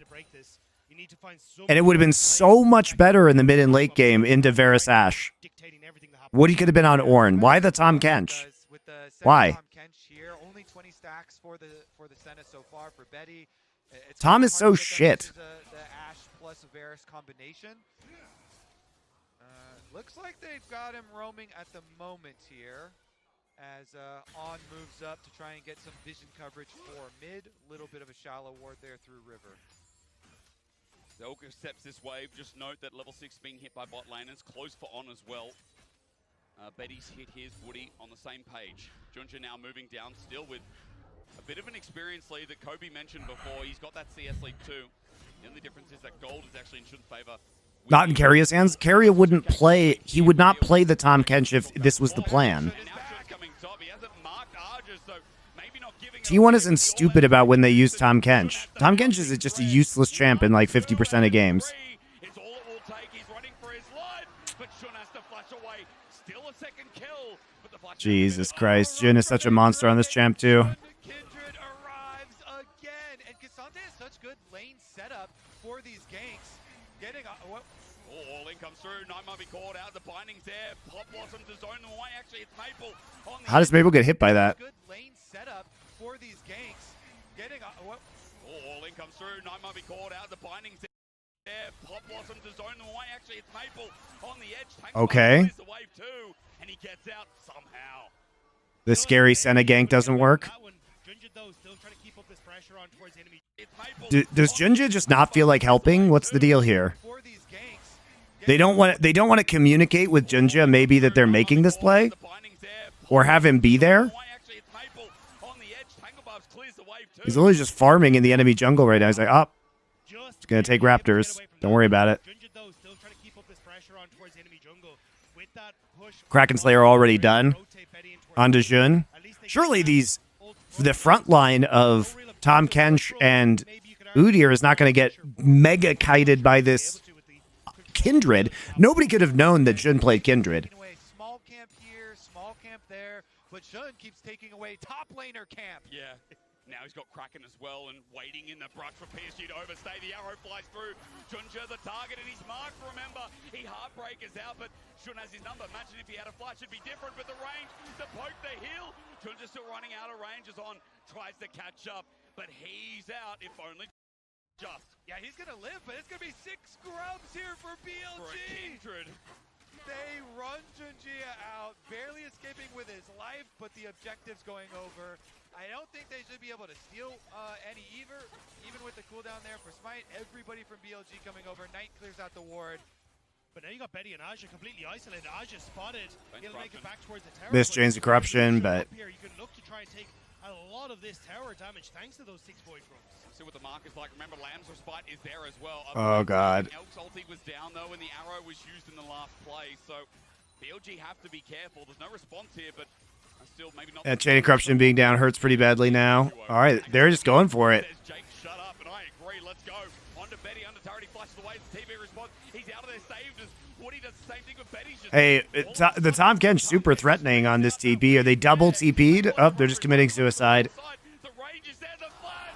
Elk on virus. Pop Blossom as well. And BLG to game 5 are back. They bring the aggression. On dives to the tower. God, BLG is so good at tower diving. No tangle bars for you, but BLG are firing in the early game. They will take no more of PSG's crap.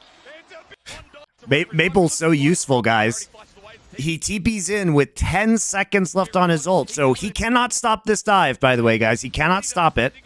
5, 4. Maple's here.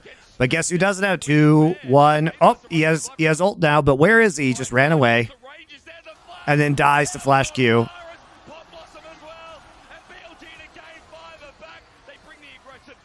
And they lose their tower just for extra funsies. The suicide teleports. It's a BLG party in that top lane.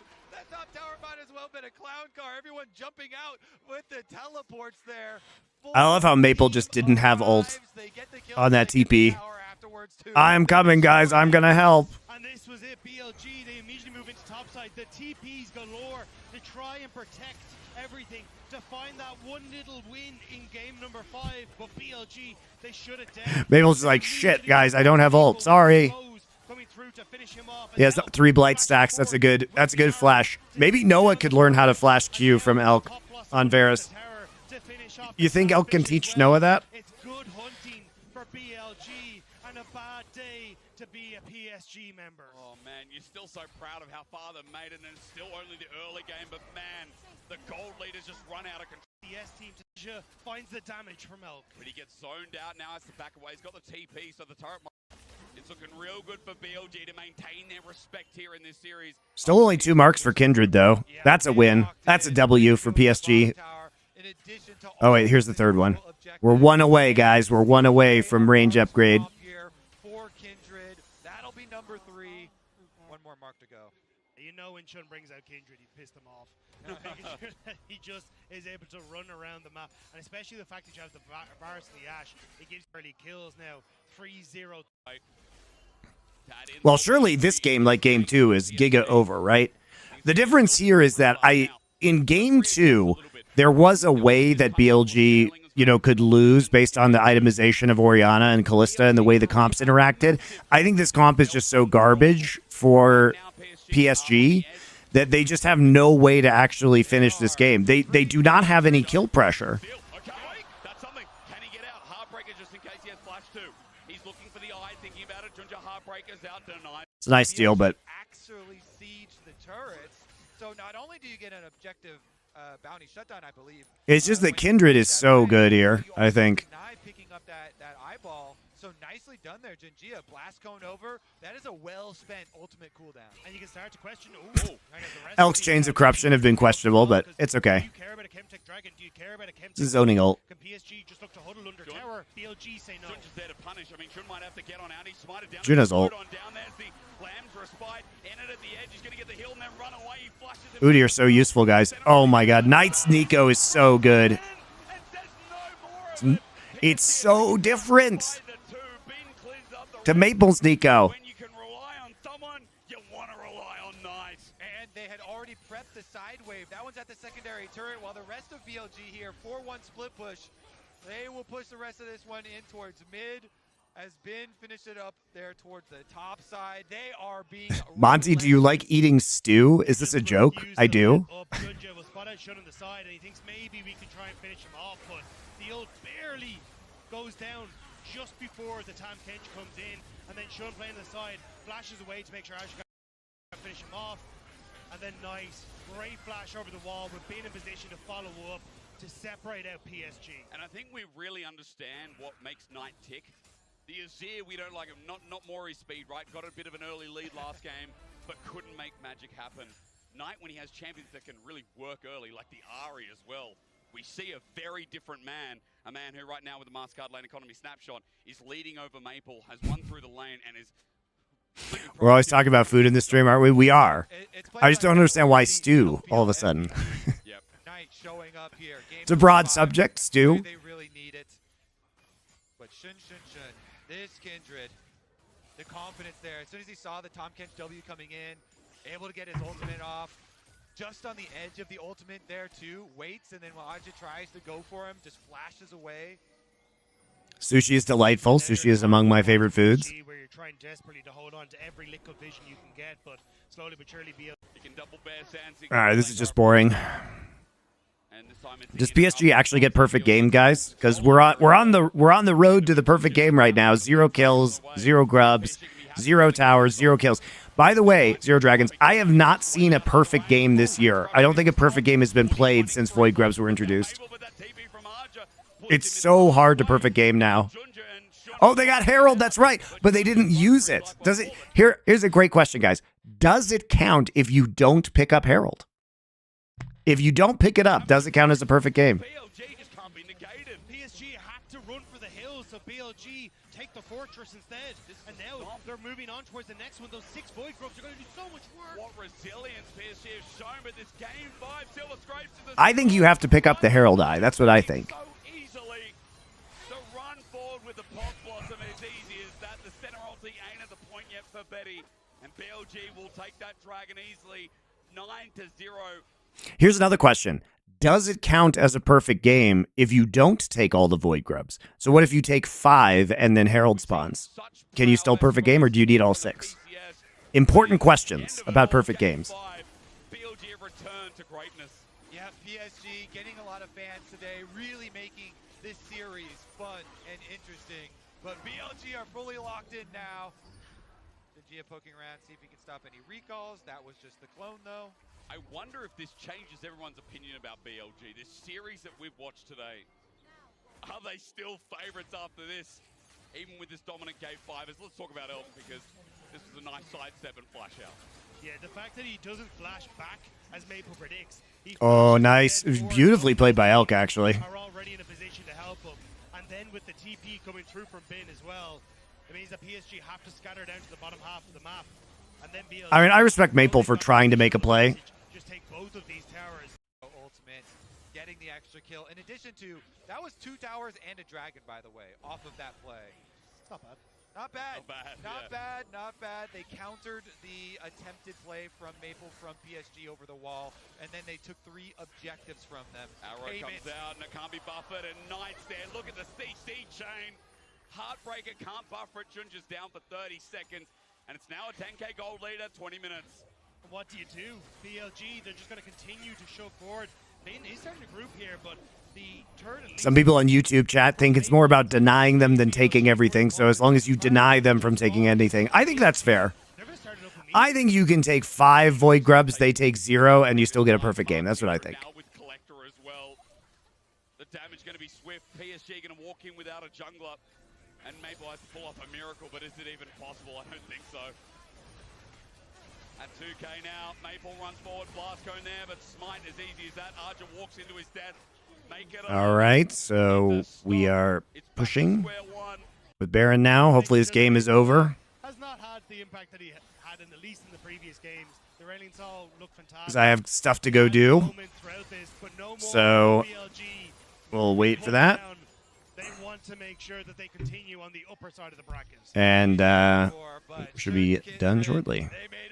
This they actually haven't been able to do anything this game. I really disagree with this draft from PSG. I just don't think it enables what was causing them to win some of these games.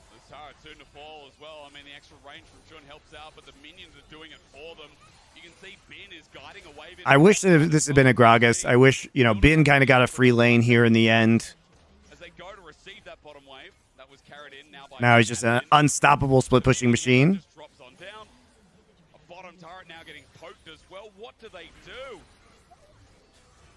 They just stand there and watch. The range is too much to deal with.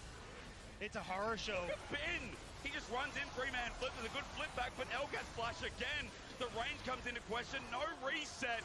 And Betty now on half HP. Arja walks in as well as Knight. zones them away.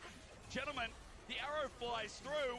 I mean, BLG are just cleaning house. There's not Thing is, it doesn't matter how tanky that Tom Kench is because you just have so much damage coming in from the Varus and the Kindred.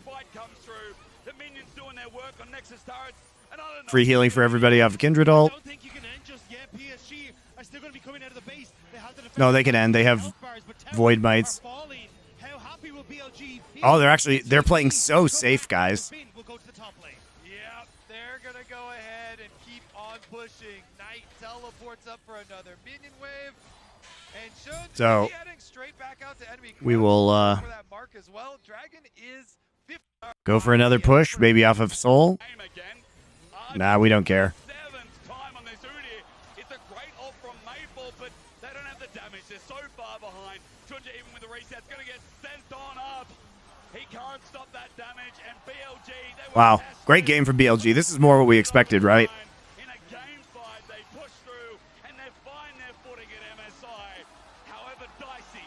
Yeah, Tom TP ended up not being so great for them, for sure.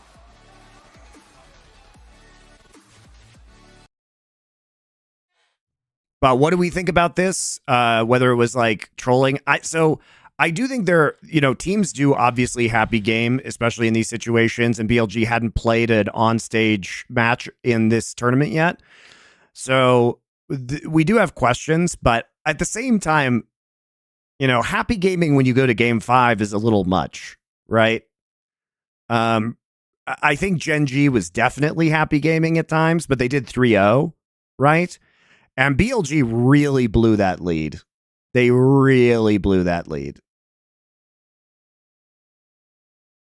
So I think PSG's drafting was pretty good throughout a lot of this series. All right, this will be funny, guys. This is a clip from a Nerd Legion that Doe and I did. We just released this short.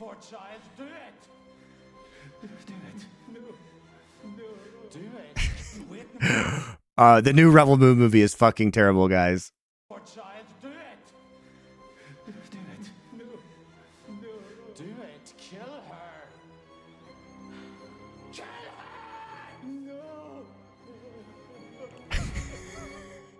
Do it, kill her. I died when he said that line. That was one of the funniest line reads I have ever heard. I love that scene, Doa, because it is absolutely one of the worst scenes in cinema history, especially with the budget that this film was given. It's one of the strangest scenes I've ever seen in a film, and I loved it. And the other thing I love is that the string quartet just keeps playing, even though there's a bunch of gunshots and stabbing sounds and actual regicide just happening in the room. They just keep dramatically.